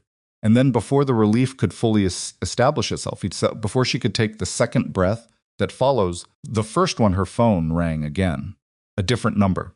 A Boston area code she didn't recognize. She answered. A voice she recognized immediately. Sabrina Kessler. I know what he's doing, Sabrina said. Her voice was controlled, but not entirely. There was something underneath it. A fine vibration that Celeste had heard in other voices under pressure. I know he's in the archive. Tell him if he releases that, I have enough to bury him separately. I have communications he doesn't know I kept. Things that go back further than any of these things that have nothing to do with the Trust or Vane or Blackwater. Celeste did not speak immediately. She breathed. She gave herself that one breath. What kind of communications, she said. The kind that would interest the people who have been looking at the Vale organization for a long time, Sabrina said. The kind that go back 8 years. Before you were relevant to any of this. Before the miscarriages, and the penthouse, and the whole performance you've been maintaining. A pause and then, with a deliberateness that was designed to land hard, before he stopped caring about you. Celeste stood very still. So here's what you're going to do, Sabrina said. You're going to call him and tell him to stop the release. And in return, those communications stay where they are. The clock on the wall said 4:33. The archive was authenticating. Vane was at the pier. 2,000 people were asleep in their houses. And Sabrina Kessler was on the phone with an 8-year archive of information that could theoretically detonate a different set of charges entirely. The kind that had nothing to do with the Trust. The kind that reached back into the parts of Damian's world that Celeste had spent 12 years choosing not to examine directly. The kind that could make everything she had built tonight into rubble. Celeste looked at the clock. 4:34. She thought about Elias pressing against her ribs 2 hours ago. She thought about the contraction that had come at 4:19, and the one that was beginning even now to build again at the base of her spine, with the slow, patient certainty of something that was not going to wait much longer. She thought about the morning she had found the credit card statement in the filing cabinet. The 5 minutes she had given herself to feel the weight of things before she put it back in its container, and started planning. She pressed the phone against her ear. Sabrina, she said. Her voice was quiet, completely steady. The steadiness of something that had been tested repeatedly and had not yet found its limit. The archive is already authenticating. You cannot stop that from outside the building, and Damian is not going to answer a phone call from me or anyone else in the next 90 seconds. She paused. And whatever you have, whatever 8-year-old communications you've been holding, you were going to use them, eventually anyway. That's who you are. You were always going to use them when the moment was useful to you. Silence on the line. So use them, Celeste said. Whatever happens next, happens next. But it doesn't change what's happening right now. A beat. You're bluffing, Sabrina said. I'm 33 weeks pregnant, and I'm standing in a law firm at 4:34 in the morning, Celeste said. I don't have the energy to bluff. She hung up. She looked at the clock. She looked at her phone. She looked at Nora, who was watching her from across the room, with the expression of someone who had just witnessed something they were going to need a moment to process. The second contraction arrived fully, not a warning this time, not a preliminary, but the real thing, definitive and unmistakable. And so Celeste gripped the edge of the desk with both hands, and breathed the way she had been taught, and looked at the clock, and waited for her phone to tell her that the authentication had completed. The archive, the pier, the 2,000 people. Her son, pressing against her from the inside with the absolute conviction of someone who had decided his own timing, regardless of everyone else's schedule. 4:35. 4:36, her phone lit up. The text on her phone was not from Damian. It was from Ronan, and it was 2 words. They're moving. Celeste stared at it for 1 second. Then she looked at Nora. The pier, she said. Vane is accelerating. Dora was already on her feet, already crossing to her laptop, already pulling up the traction framework she'd been mapping for the past hour. Her reading glasses were on before she reached the desk. The authentication Nora started is still processing. Celeste looked at her phone. Nothing from Damian's number. Nothing from the archive. How long does the acquisition initiation take once the key is activated? The system requires a sequential confirmation, 3 stages. Nora's fingers moved across the keyboard. If they initiated when Sabrina arrived at the pier, they're past stage 1.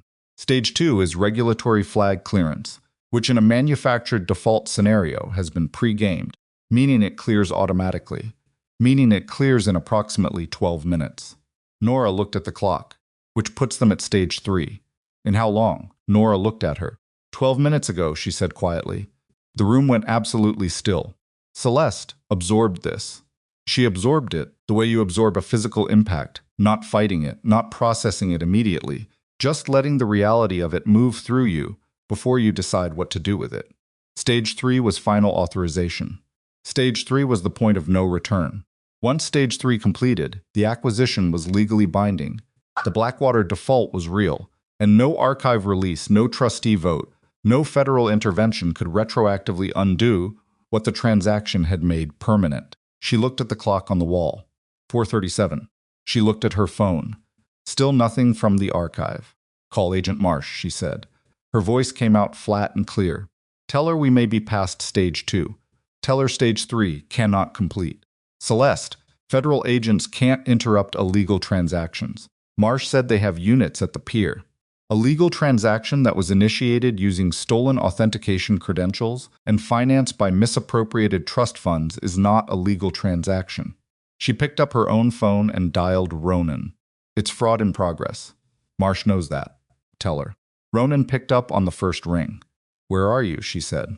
Harborside, west of the pier building. I can see the terminal. His voice was low and tight, the voice of someone who was actively managing how much he was moving his body while he talked. Said there are federal vehicles on the approach road. 3 of them. No lights. Marsh. Has to be. But Vine's people are inside the building. If Vane completes inside the archive, she said. Damian is in the archive. When does it authenticate? She did not have an answer to that. She had sent 1 text. She had received nothing back. She had no visibility into what was happening. Inside a harbor archive building she had never set foot in, whereas a man she was divorcing was either releasing the evidence that would stop all of this or was standing in front of a screen with his hand on a choice he hadn't made yet. Stay where you are, she told Ronan. Do not get near that terminal building. I'm not going near. I mean it. These are the people who arranged a manufactured financial collapse for 2,000 people without losing a night's sleep. You are not a factor in their calculations right now, and that is exactly where I need you to stay. A pause. Okay, he said. She hung up. The second contraction had not fully resolved.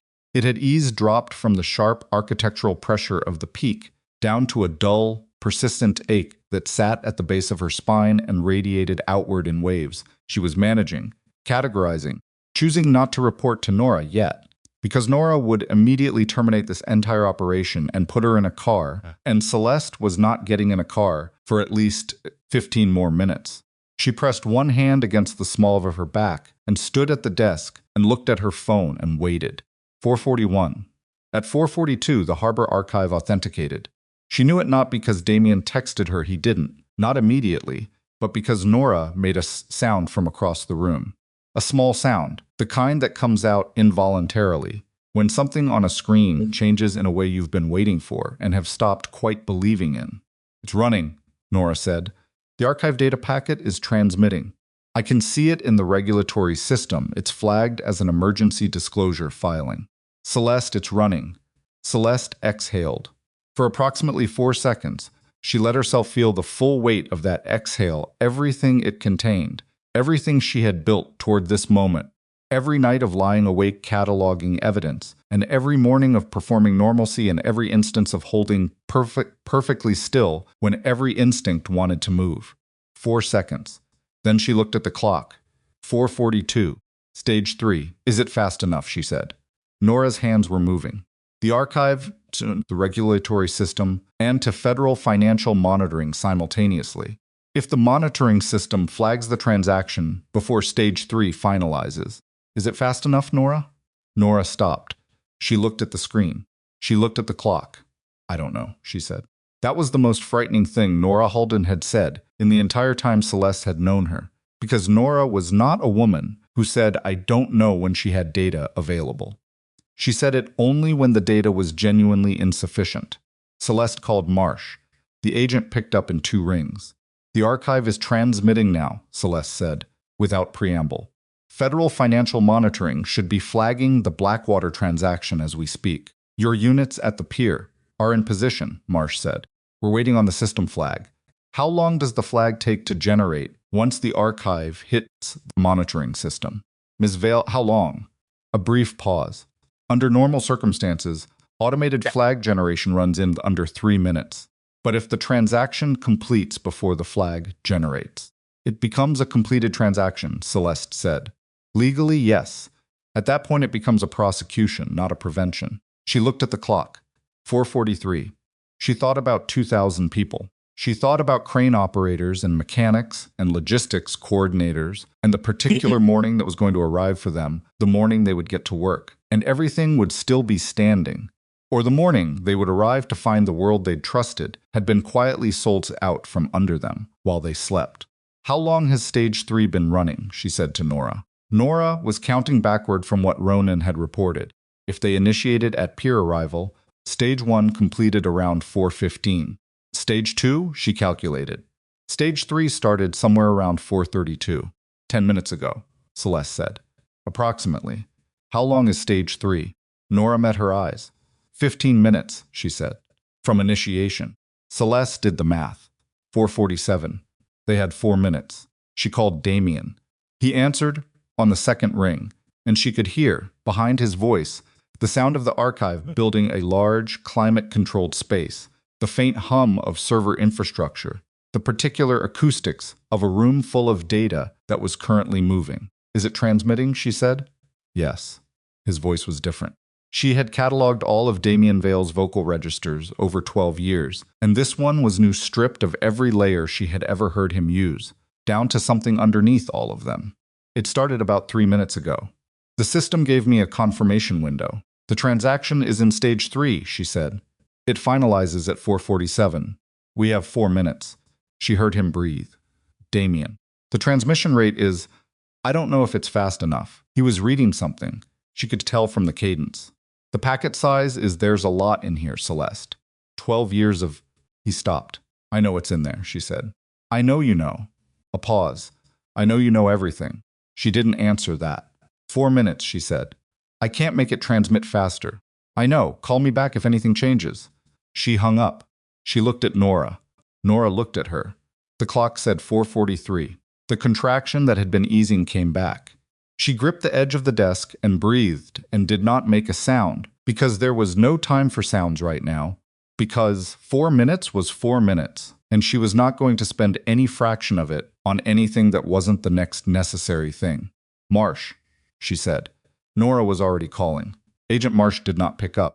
The call went to voicemail after 4 rings, and Nora left a message that was professional and specific, and would have been exactly right if the problem with voicemail wasn't that it required someone to listen to it. Nora tried a second number, the direct line of a federal contact she had used 3 years ago in a different matter entirely, a contact she had maintained with the particular foresight of a woman who understood that you built those relationships in the quiet times because you couldn't build them in the emergencies.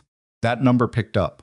A man's voice, groggy with something that wasn't quite sleep, the voice of someone who had been awake but resting, half alert the way you are when you know your phone might ring. Nora. He recognized her number, Michael.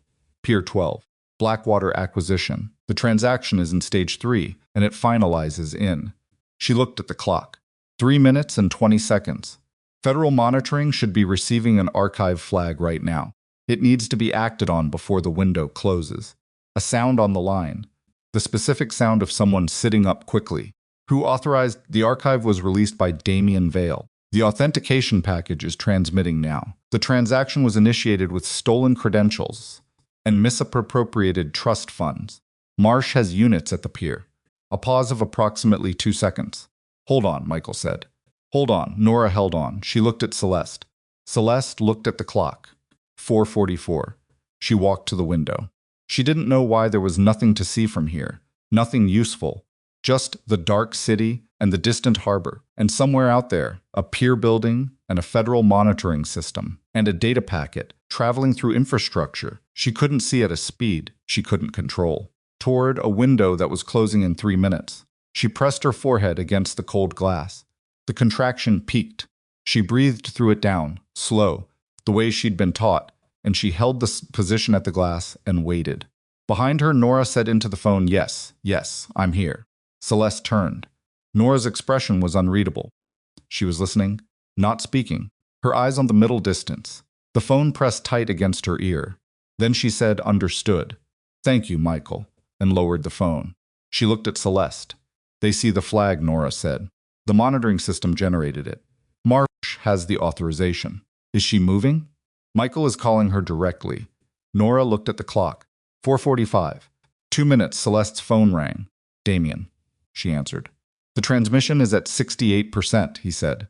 No preamble. I don't know if the monitoring system flags on partial transmission or if it needs full completion." "It flagged," she said. "The system already generated the flag." Silence. Then Marsh has what she needs.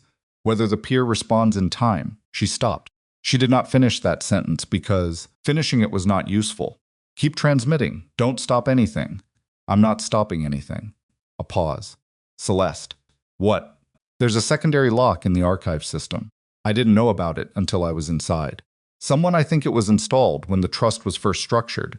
My grandfather's lawyers, there's a provision that if the archive releases under emergency authorization, it simultaneously deactivates any connected authentication keys." She went still. "Simultaneously," she said. "If the monitoring flag is live and the archive is transmitting." She was already moving. She grabbed her phone, pulled up Ronan's number. Ronan. He picked up immediately the key. The one Sabrina gave Vane. Is Vane inside the building or outside inside? Ronan said, "He went in about 20 minutes ago. Watch the transaction screens, if you can see them from where you are. The key may be deactivating right now. If the acquisition goes to..." His voice changed. "There are federal vehicles. They're moving. Lights on now, all 3 of them. They just hit the lights, and they're a sound. Movement. They're going to the main entrance. Marsh is here. I can see the badges from..." "Stay back," she said. I'm back. I'm a pause. "There's shouting inside the building. I can hear it from..." Ronan. I'm clear. She looked at the clock. 4:46. 1 minute. She looked at Nora. Nora was standing at her desk with both hands flat on the surface, completely still. Her eyes on the laptop screen, where the regulatory transaction framework was updating in real time's small green and red indicators. She'd been monitoring for the past 2 hours, numbers and status codes that Celeste couldn't fully parse, but that Nora was reading like a language. Nora's face changed. "What?" Celeste said. Nora looked up from the screen. "The transaction status," she said. "It just changed." "Changed to what?" Nora turned the laptop toward her. On the screen, in the clean institutional formatting of a federal regulatory system, the Blackwater Terminal acquisition transaction had updated its status field.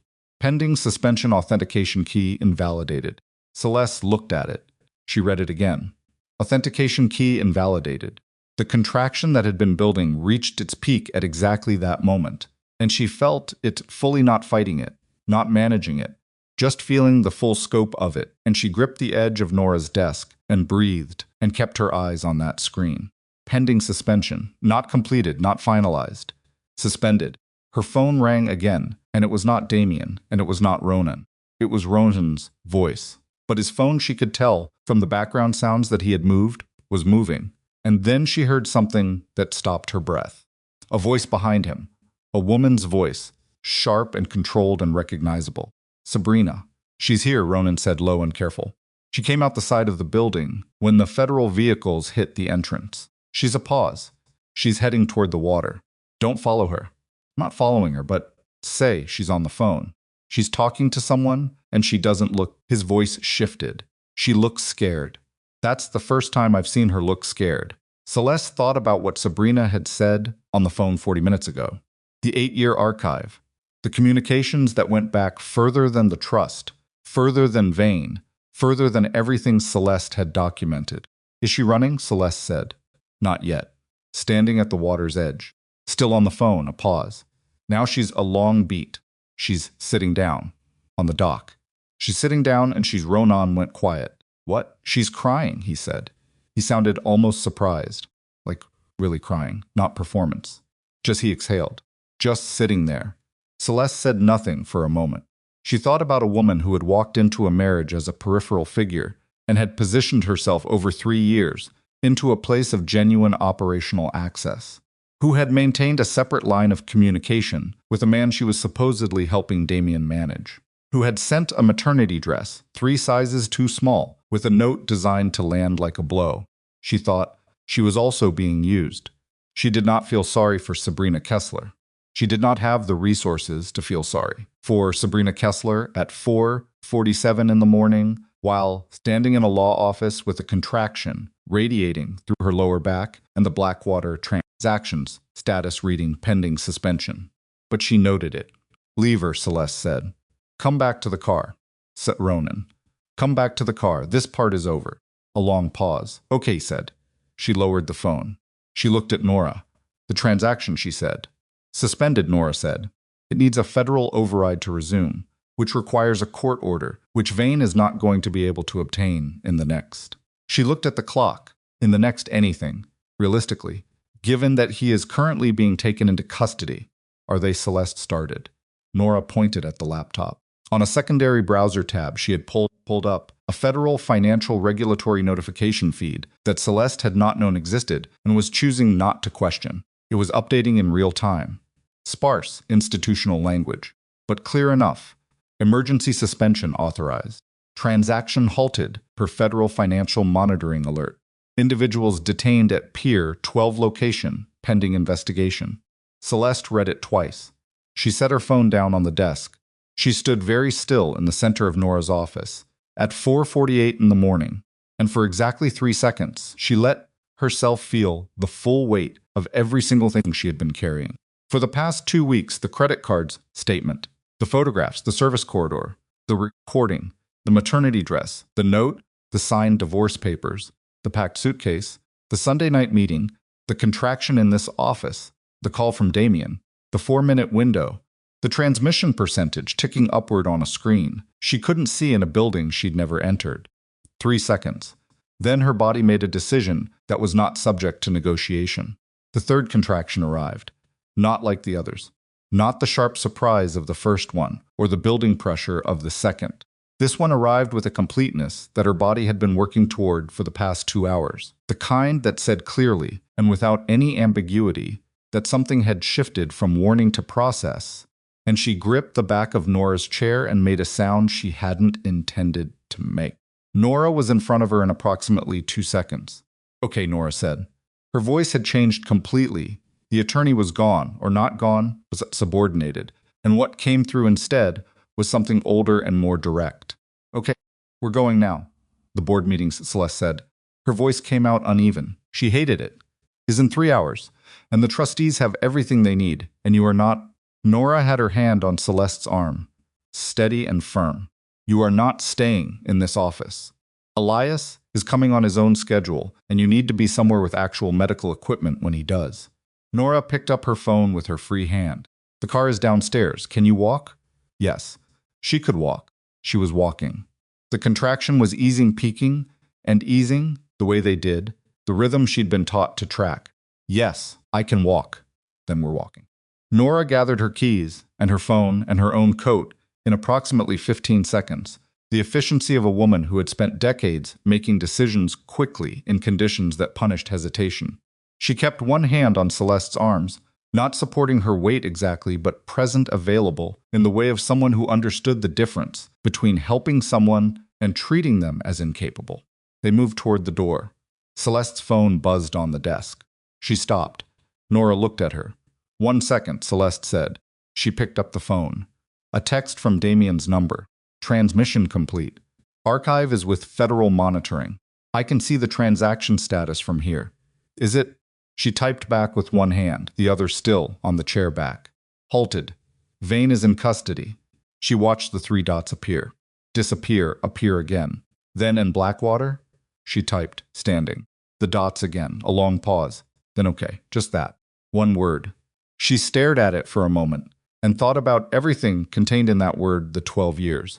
The miscarriages, the hospital room, the eggs on the coast of Maine, the signed divorce papers, with the flourish, the man in the harbor archive at 5 in the morning, releasing evidence that was going to send him to prison, and his one-word response to the information that 2,000 people still had their jobs. Okay. She set the phone in her coat pocket. Now she said to Nora, they moved. The hospital was 12 minutes from Nora's building by car. The driver Nora had called a car service she used. Apparently, for late-night emergencies of various kinds, was already at the curb. He didn't ask questions. He drove. Celeste sat in the back, with her hand against her side, and her phone in the other hand, and she tracked the contractions the way she'd been taught, marking the time between them. 4 minutes, then 3.5.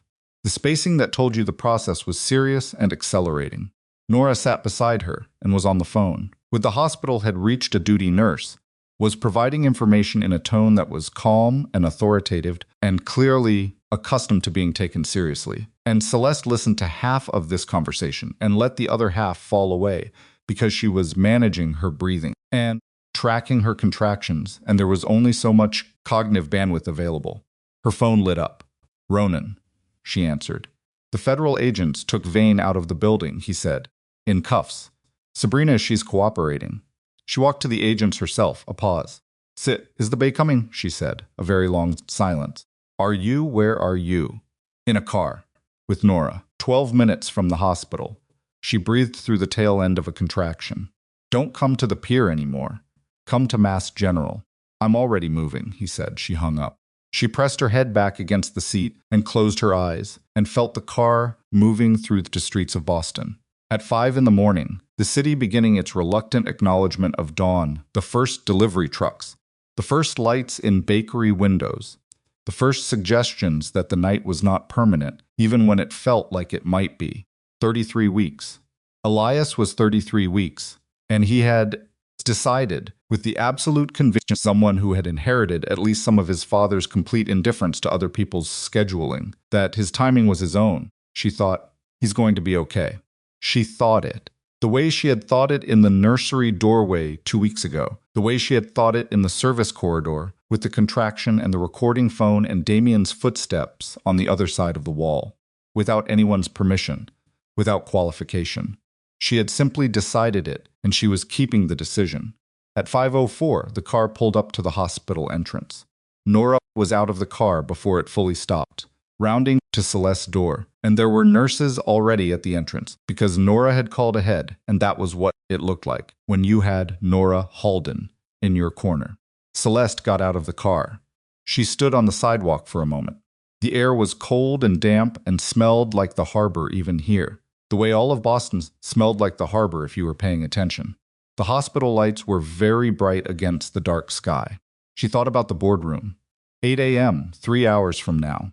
The trustees' August, Nora's evidence package, the signed divorce papers she'd already submitted, and the audio recording of Damian's voice in the riverfront apartment confirming everything. She thought about the moment she would walk through those doors in a deep blue maternity dress and stand across the table from a man who had believed she'd quietly disappeared. She thought about Damian sitting in the harbor archive right now, in the dark, with the transmission complete and federal agents somewhere outside, and a morning coming that he had no clean version of anymore.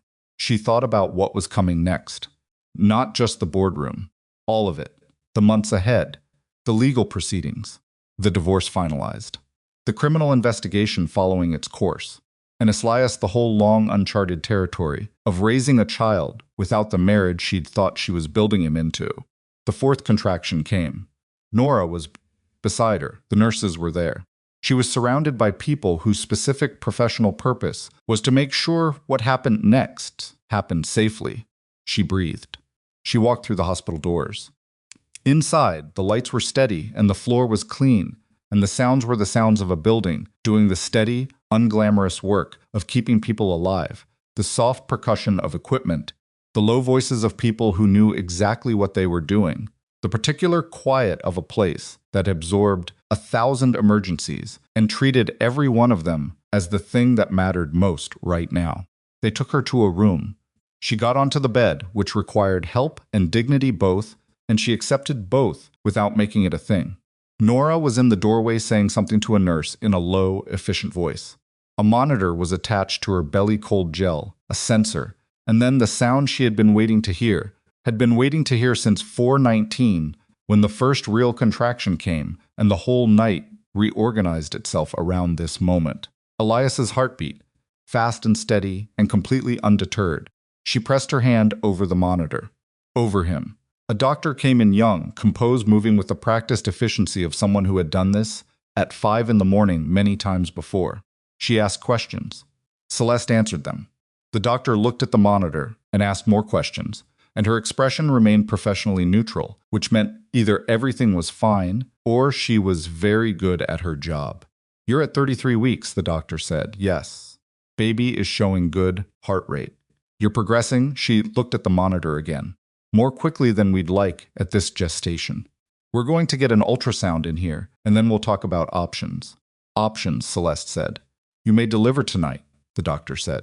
She said it directly, without softening it, which Celeste appreciated. Or we may be able to slow things down. But I want the ultrasound first. Nora came to the side of the bed. She sat in the chair beside it without being asked, which was exactly right. Celeste looked at the ceiling, breathed. At 5:23, her phone rang. The number was August Vale, she answered. I'm at the hospital, she said before he could speak. A pause. Is it? The baby is coming? Maybe tonight, maybe I don't know yet. She kept her voice level. The board meeting. Don't, August said. His voice was rough. Not with anything performative, with something genuine. Don't think about the board meeting. August, Nora has everything. The trustees have everything. I will be in that boardroom at 8 o'clock with every piece of evidence your attorney has assembled, and I will make sure every person in that room understands what happened. A pause. You don't need to be there, Celeste. She was quiet for a moment. He has to know I was there, she said. Damian has to know I walked in. Celeste. August's voice was very quiet. My son knows who did this. He knew before the archive authenticated. He knew when he signed those papers. A long pause. He called me from the archive. After he got your text, he said August stopped. She heard him breathe. He said to tell you he's sorry, not about tonight, about all of it. He said you'd know what that meant. She looked at the ceiling. She thought about all of it, about what all of it meant in 12 years and 2 losses and a hospital bed and a harbor archive and a signed divorce paper with a flourish and a man who had held her hand in the dark. She thought about Elias pressing against her ribs. Tell him, she said slowly, that it's enough, that he should get some sleep and be somewhere tomorrow where I can reach him if I need to. August exhaled. I'll tell him, he said. She hung up. The ultrasound technician came in. The doctor returned. Nora moved her chair back to give them space but stayed in the room, and Celeste was grateful for that in a way she didn't try to articulate. The ultrasound image appeared on the screen, and the doctor pointed to things in a language Celeste had been learning for 9 months and was now, in the small hours of a morning that had contained more than any morning should, applying with the concentrated attention of someone for whom this was the only thing that mattered. Elias. Heart rate steady, position, head down, size appropriate for gestation. The doctor looked at the monitor, looked at Celeste. He's going to be early, she said. But he looks like he's ready. Celeste looked at her son on the screen. The 5th contraction arrived longer, deeper, undeniable. And in a boardroom across the city, 3 hours from now, the trustees would gather, and Nora's evidence would be laid on the table, and Damian Vale would walk through the doors of the Vale Maritime boardroom. Not knowing that the wife he believed had quietly disappeared was in a hospital 2 miles away, on a monitor, delivering the future he had tried to mortgage without her permission. He would find out. He would walk in expecting the controlled aftermath of a divorce and find instead the full consequence of everything he had built and everything he had dismantled, assembled on a conference table in front of the people whose authority he had been slowly eroding for years. And, somewhere in a harbor archive building, the transmission was complete. The evidence was with federal monitoring.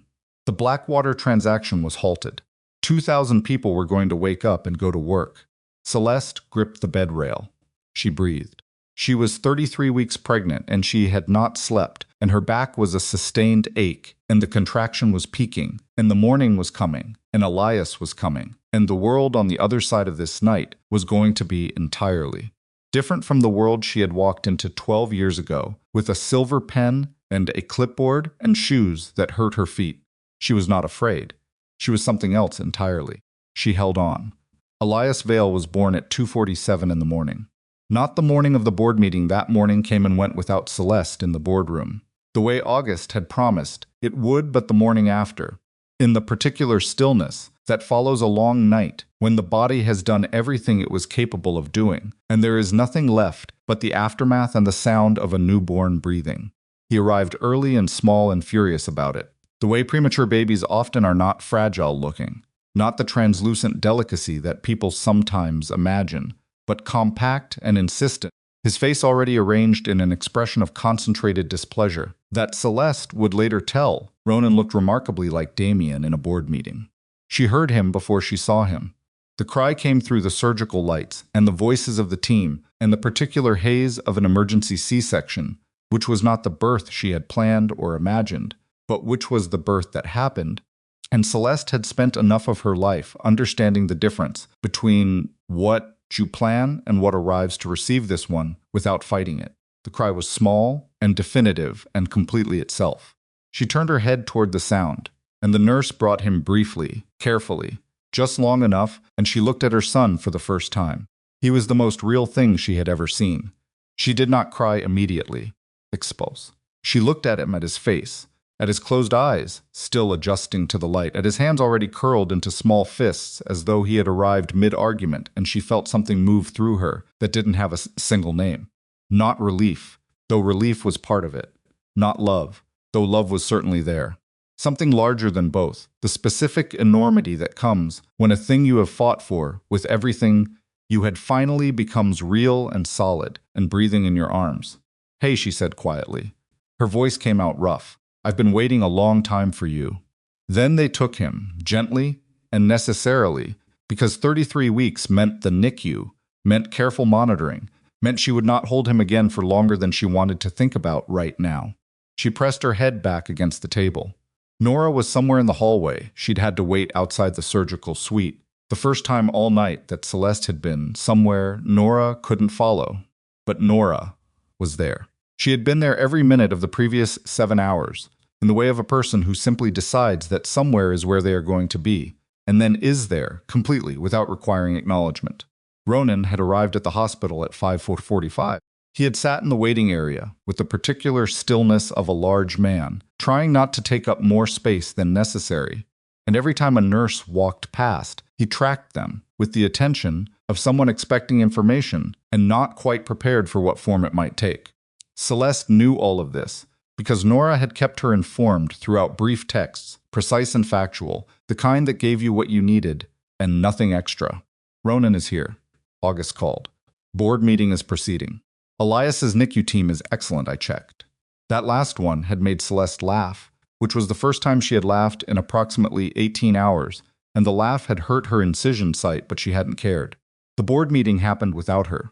She learned what happened in pieces, over the course of the day following Elias's birth, as people filtered information to her in the specific careful way of people who understand that a woman 24 hours post-emergency C-section deserves information delivered at a humane pace. Nora came first, at 9 in the morning, with coffee for herself, and nothing for Celeste because Celeste was on a restricted post-surgical diet, and Nora had absorbed this detail without being told and acted on it without making a production of it.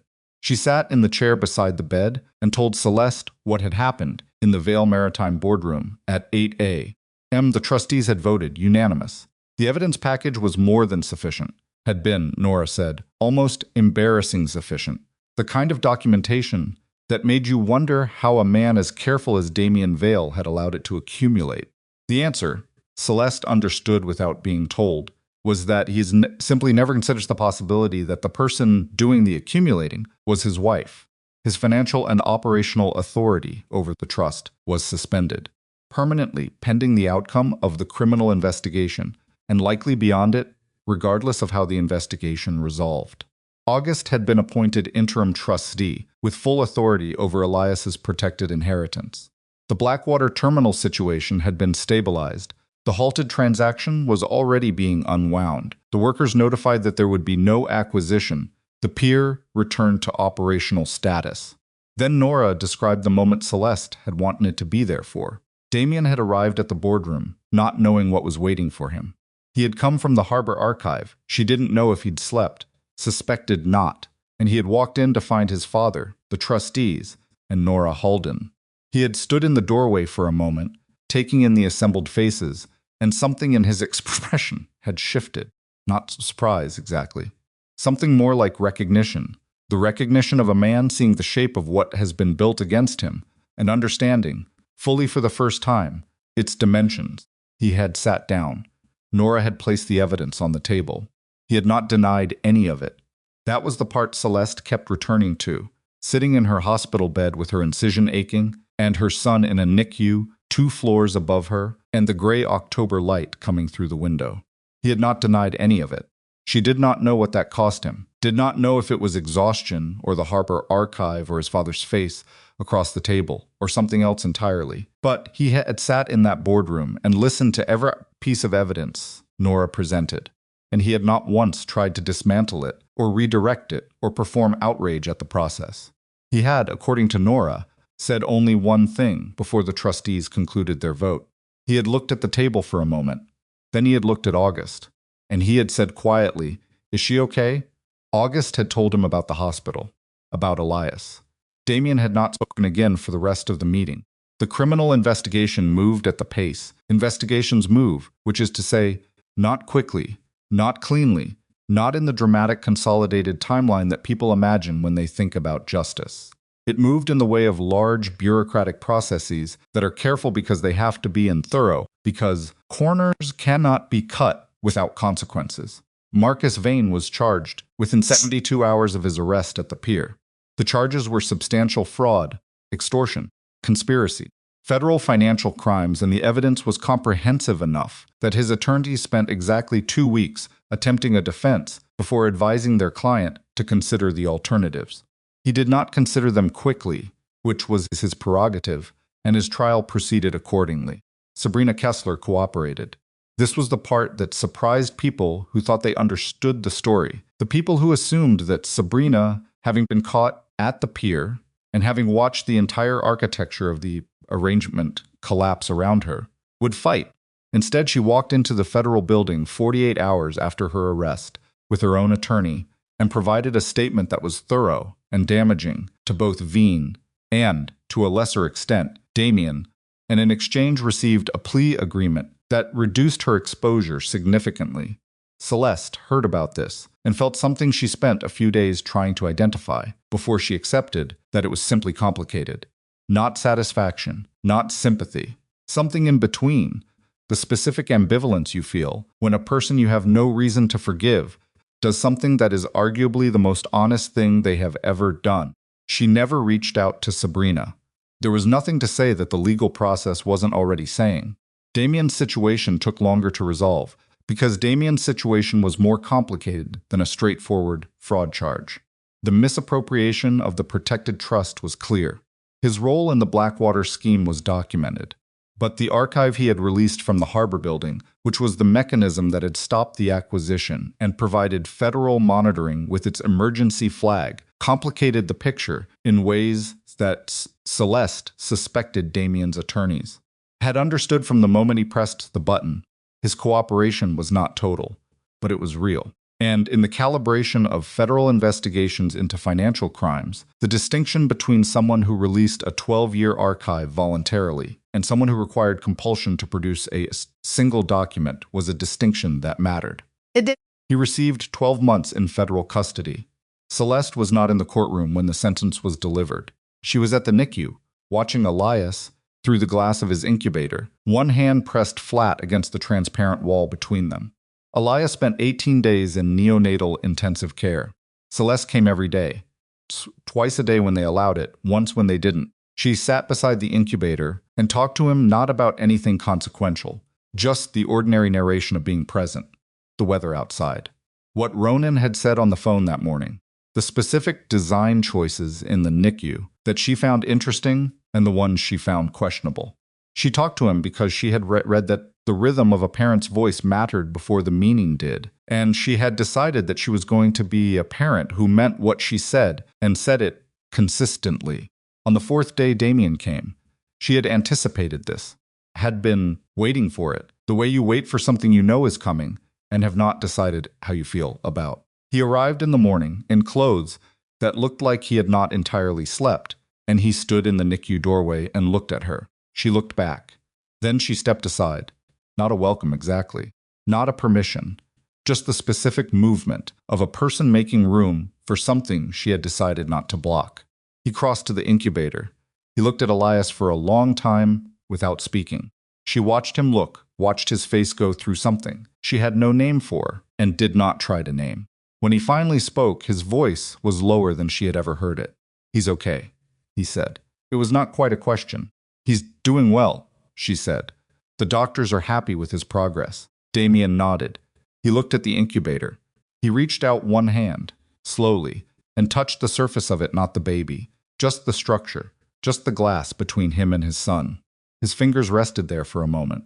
"Can I?" he started. "Not today," she said. "When the nurses say it's appropriate, they'll tell you." He withdrew his hand. He stood there for a while longer without speaking. Celeste let the silence sit. She had gotten, over the past 4 days, very good at letting silences sit. There was a particular kind of quiet that the NICU produced, the soft sounds of the equipment, the low voices of the nurses, the specific compressed atmosphere of a place where everything fragile is being carefully tended, and she had found, unexpectedly, that it suited her. That the enforced slowness of this place, after the velocity of the past month, was something she needed without having known she needed it. "August told me you didn't come to the boardroom," Damian said, finally. "No," she said. "You could have." "I know." He looked at her. "Why didn't you?" She thought about how to answer this. She had thought about it before he asked, had been thinking about it since the morning after Elias was born, when she had understood clearly that the boardroom moment she had planned and built toward was the one thing from the whole architecture that she had chosen, at the last possible instant, to let go. Because being in that room was always about making sure you understood something, she said. "And I think you already understand it. You understood it sometime around 4 in the morning in a harbor archive building." She paused. "I didn't need to be there for the performance of it." He was quiet for a moment. "I signed those papers so fast," he said. "I didn't even." He stopped. "I thought I understood what was happening. I thought I was." He shook his head. "I was so convinced that I was always the one who knew what was happening." "I know," she said. "You planned all of it." "I protected our son," she said. "The rest of it came from your own choices. I just made sure it couldn't be buried." He looked at the incubator again. At Elias, his small curled fists, his face still doing the concentrated work of being alive and growing. "I'm going to plead guilty," Damian said. "My attorneys don't agree with the decision. I'm making it anyway." A pause. "I think I need to be the person who says it plainly, without a defense." She had not expected this. She absorbed it without showing that she hadn't expected it. "Okay," she said. "It doesn't change what you're doing. I know that." "No," she said. "It doesn't. I'm not doing it for you," he said, with the particular bluntness of a man who has decided honesty is the only currency he has left. "I'm doing it because I've spent a long time making other people carry the cost of things I did, and I think being the person who says it out loud is the beginning of something different." He looked at her. "I don't know what different looks like yet, but I'd like to find out." She looked at her son through the glass. "Then find out," she said. The sentencing happened 3 months after Elias came home from the NICU, Home was the apartment Celeste had leased near the waterfront, still hers. Still the space she had chosen for herself rather than inherited or been assigned. She had furnished it slowly, over weeks, with the particular attention of someone building something from deliberate choices rather than accumulated habit. The nursery was small and blue, like the one in the penthouse, but different in every specific different blue, different furniture, different books on the shelves, chosen by her alone on Tuesday afternoons when Elias slept and she had 2 hours to herself. On the morning of the sentencing, she did not go to the courthouse. She took Elias to the park near the harbor, the small one, with the maple trees and the view of the water, the one she had walked past 100 times before it became hers. She sat on a bench and put Elias in the stroller beside her, and she watched the harbor in the late morning light, and she waited. Ronan called her when it was done. 12 months, he said. Okay, she said. He didn't appeal. A pause. I was there. He looked like he'd made his peace with it. I know, she said. You knew he was going to plead guilty? He told me. Ronan was quiet for a moment. How do you feel? She thought about the question seriously, the way she had been trying to think about things seriously since Elias was born, not rushing toward an answer, because an answer was expected, but actually sitting with the question long enough to know what was true. Like it's over, she said. And like over doesn't feel the way I thought it would. What did you think it would feel like? More, she said. I thought it would feel like more. Maybe more comes later, Ronan said. Maybe. She looked at the harbor. Go home, Ronan, she said. I'll call you tonight. She hung up. She sat on the bench with her son beside her, and the harbor in front of her, and she breathed to the cold harbor air that smelled the same as it had always smelled brine and cold metal and distance, and she let the morning be what it was. Damian served his sentence. Letters came for Elias every month 31 days apart, give or take, with the regularity of someone who had decided consistencies was the only form of integrity available to him in the circumstances. Celeste did not open them. She stacked them in a box in the back of the closet, sealed, each one labeled with a date in her own handwriting. When Elias was old enough to decide what he wanted to do with them, they would be there. The decision would be his. She would not make it for him, or encourage it, or discourage it. She would simply make sure the choice existed. When Damian was released, 11 months and 12 days into the sentence, Celeste had one meeting with him, in person at a neutral location, a coffee shop near the waterfront, public, unremarkable. She came alone. He came alone. He looked different. Not diminished, she had expected diminished, and that wasn't quite right. More like something that had been pressing outward in him for years, had stopped pressing. He was quieter in a way that seemed to come from somewhere real rather than from performance. They sat across from each other with coffee between them, and she laid out the terms. Supervised visits, beginning in 60 days, to allow time for proper arrangements. No gifts beyond what a child could reasonably receive without confusion. Consistency was the requirement, arrival on time. Return on time, every scheduled visit honored. Any single lapse in any of these terms would result in a period of suspension that would require legal review to reopen. He listened to all of it without interrupting. When she finished, he said, "Whatever you need, whatever Elias needs." "I know you mean that right now," she said. "The question is whether you mean it in 6 months, and in 3 years, and in 10 years, when it's inconvenient, or when he doesn't want to see you, or when you think the terms are unfair." "I know. I'm not trying to keep him from you," she said. "I need you to understand that. I'm not doing this to punish you, or to maintain control over your life. I'm doing it because a child needs consistency more than he needs grand gestures, and grand gestures have always been easier for you than consistency." He held her gaze. "That's true. So be consistent," she said. "That's all. Be consistent and be honest with him, and don't try to be something you're not, because children always know when someone is performing for them." "Did you know?" he said. "When yes," she said simply. He looked at his coffee. "I'm sorry," he said. "I've said it in letters I didn't send. I'm saying it now." He looked up, not asking for anything from it. "Just it needs to be said in a room, to your face." He paused. "I'm sorry, Celeste." She looked at the man across from her, the man who had held her hand in the car and cooked eggs on the coast of Maine, the man who had signed a divorce paper with a flourish and called his mistress on the way down in the elevator, the man who had pressed the button in the harbor archive at 4:44 in the morning. She thought about all the versions of him, laid end to end, And she thought about how it was possible for all of them to be real and true simultaneously, and how that was not a contradiction, but simply the nature of a person, the way people are layered and imperfect, and capable of being the worst version of themselves and something better, sometimes even within the same night. I know you are, she said. Is there? He stopped himself. She watched him stop himself, watched him decide against whatever the rest of that sentence was. No, she said. She said it quietly, without hardness. There isn't. That's not what this is.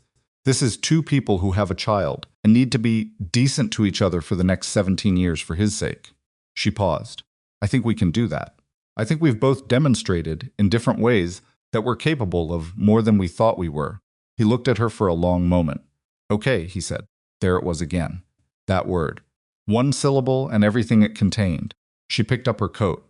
The first visit is scheduled for a month from Saturday, she said. Ronan will be present. Elias is going through a phase where he's very opinionated about trucks. I'd recommend familiarizing yourself.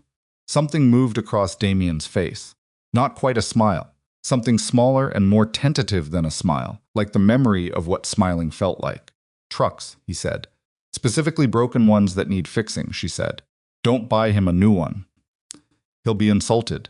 She left him there, in the coffee shop near the harbor, with his coffee, and whatever he carried with him that she could no longer be responsible for carrying. 2 years after she had signed the divorce papers on a marble island with a silver pen, Celeste returned to the penthouse one final time. Not to live. Not to retrieve anything. She had retrieved what she needed months ago, and the rest had been catalogued and distributed and disposed of with the assistance of an estate coordinator who handled these things professionally and without sentiment. She returned because there was one piece of business left. The permanent restructuring agreement, the document that would formalize the transfer of her temporary authority over the Vale Maritime Trust oversight to an independent board. She had held the authority since the suspension of Damian's control, had exercised it carefully and conservatively, had made no dramatic changes, and taken no dramatic positions. She had stabilized. She had protected. Now it was time to let it go to people whose full-time purpose it was. The penthouse was empty. She had expected that the furniture was gone. The walls were bare. The particular warmth that had made it a home, rather than a display, was completely absent. It was just a room now. A very expensive, very large, very empty room with windows facing the harbor. She crossed to the kitchen island. The same marble surface. The same cool gray, veined with white. The same cool... Ran her fingers across it, remembered the divorce papers, centered precisely, and the pen beside them, and Damian's face when he walked through the door and understood what he was looking at. She set the restructuring agreement on the island. She took out the silver pen. She looked at the harbor, through the windows. The same harbor she'd been looking at her whole life. The same water that had given the Vale family its empire, and that was still out there, indifferent and continuous, doing what water does, regardless of who was fighting over the land beside it. She signed. She held the pen for a moment afterward. Then she set it on the counter, not taking it with her this time, and picked up her copy of the document. She walked out of the penthouse for the last time. The harbor garden was 15 minutes from her apartment. She took Elias there that afternoon in the stroller, through the cold October air that was the same cold October air. It had been the morning after his birth, 2 years ago, almost to the day. He was awake and opinionated, the way he was most afternoons now, pointing at things and making sounds that were not quite words, but were clearly meant to be taken seriously. Damian was on a bench near the maple tree. He had arrived early.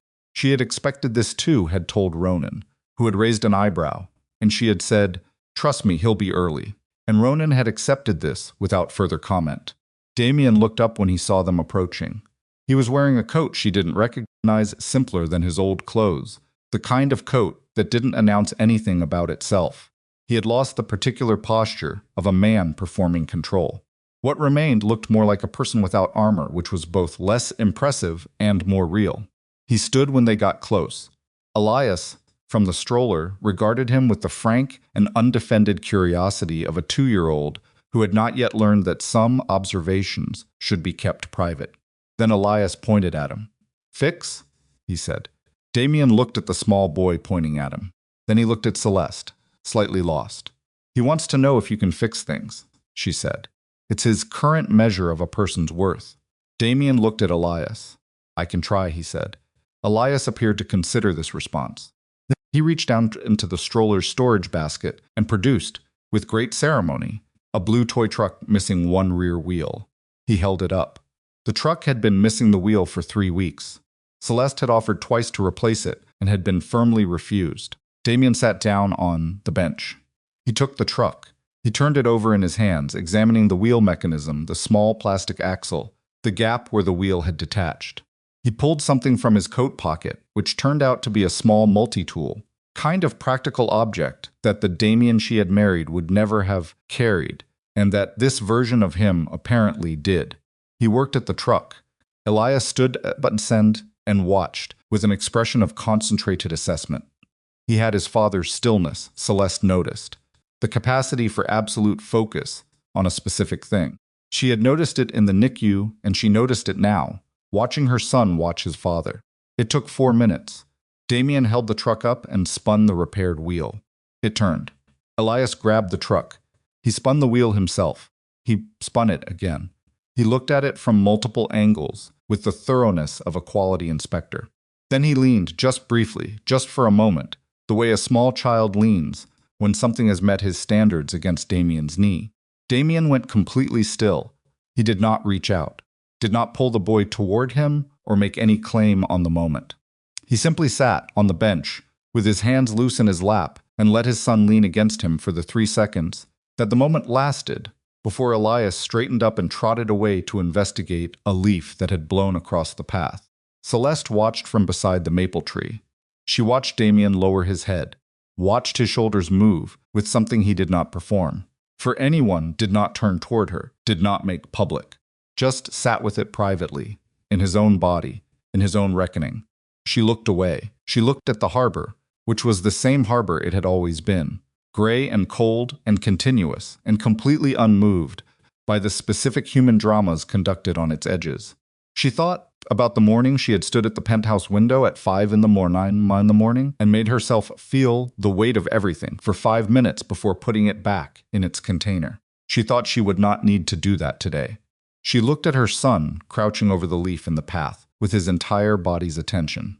She looked at the man on the bench who was watching him with the careful, patient, undemanding attention of someone who understood. Maybe for the first time in his life, that attention was not the same as ownership. She opened her phone. The Blackwater Worker and Family Foundation had sent their weekly update. The foundation had been her project for 18 months, built from the restructured trust agreement, staffed independently, governed by a board that included 2 Blackwater workers elected by their peers. It was not glamorous. It was not the kind of institution that had its name on buildings. It was the kind that paid for a crane operator's daughter's college application fees and funded a family medical leave for a dock worker whose wife had a serious diagnosis and covered the gap when the insurance didn't. She read the update. Elias came back across the path with the leaf and held it up to her. "See," he said. "I see," she said. She took the leaf and looked at it properly. It was an ordinary maple leaf, gone fully orange at the edges. "It's a good one." He took it back and carried it toward the bench where Damian was watching. "See," Elias said, holding it up. Damian leaned forward. "Yeah," he said. He looked at the leaf with the same serious attention he'd given the truck wheel. "That's a really good one." Elias appeared satisfied with this assessment. He kept the leaf. Celeste watched this small exchange, the leaf and the truck and the bench and the harbor behind them, and her son, moving between 2 people who had not managed to build something lasting together but who were, both of them, trying to build something now that was smaller and more honest and worth having. She had not rebuilt the marriage. She had not forgiven Damian in the sense of returning to what they were, because what they were had contained the conditions for what had happened, and she was done living inside conditions she couldn't see clearly. That kind of forgiveness, the kind that meant erasure, return, a pretense that certain knowledge could be unlearned, she did not have and did not want. But the other kind, the kind that meant she could sit under a maple tree and watch her son hand his father a leaf and not carry anything corrosive in her chest. The kind that meant she could look at Damian and see a person rather than an injury. That kind had come gradually and quietly, over months, without her deciding to pursue it It had simply arrived one afternoon in the NICU when Elias asleep, and she had been watching him breathe, and she had understood that she could not give her son the inheritance of her unresolved resentment, any more than Damian could give him the inheritance of an empire built on control. Both of them had let something go. What they were building in its place was nothing like what either of them had imagined. It was smaller and slower and more uncertain. It had Sundays in a harbor garden and a broken truck and a leaf that had been deemed worthy of serious consideration. It was not a happy ending. It was something more honest than that. It was the life that came after everything that had happened, being lived with as much clarity as she could manage, one afternoon at a time. She put her phone away. She walked to the bench and sat on the opposite end of it from Damian, not beside him, not far away, just within the same ordinary radius that two people share when they have a small child running between them and nowhere else to be for the next hour. Elias ran the repaired truck across the bench between them. It rolled. The harbor sat behind them, gray and cold and continuous. Celeste tilted her face toward the thin October sun. She breathed.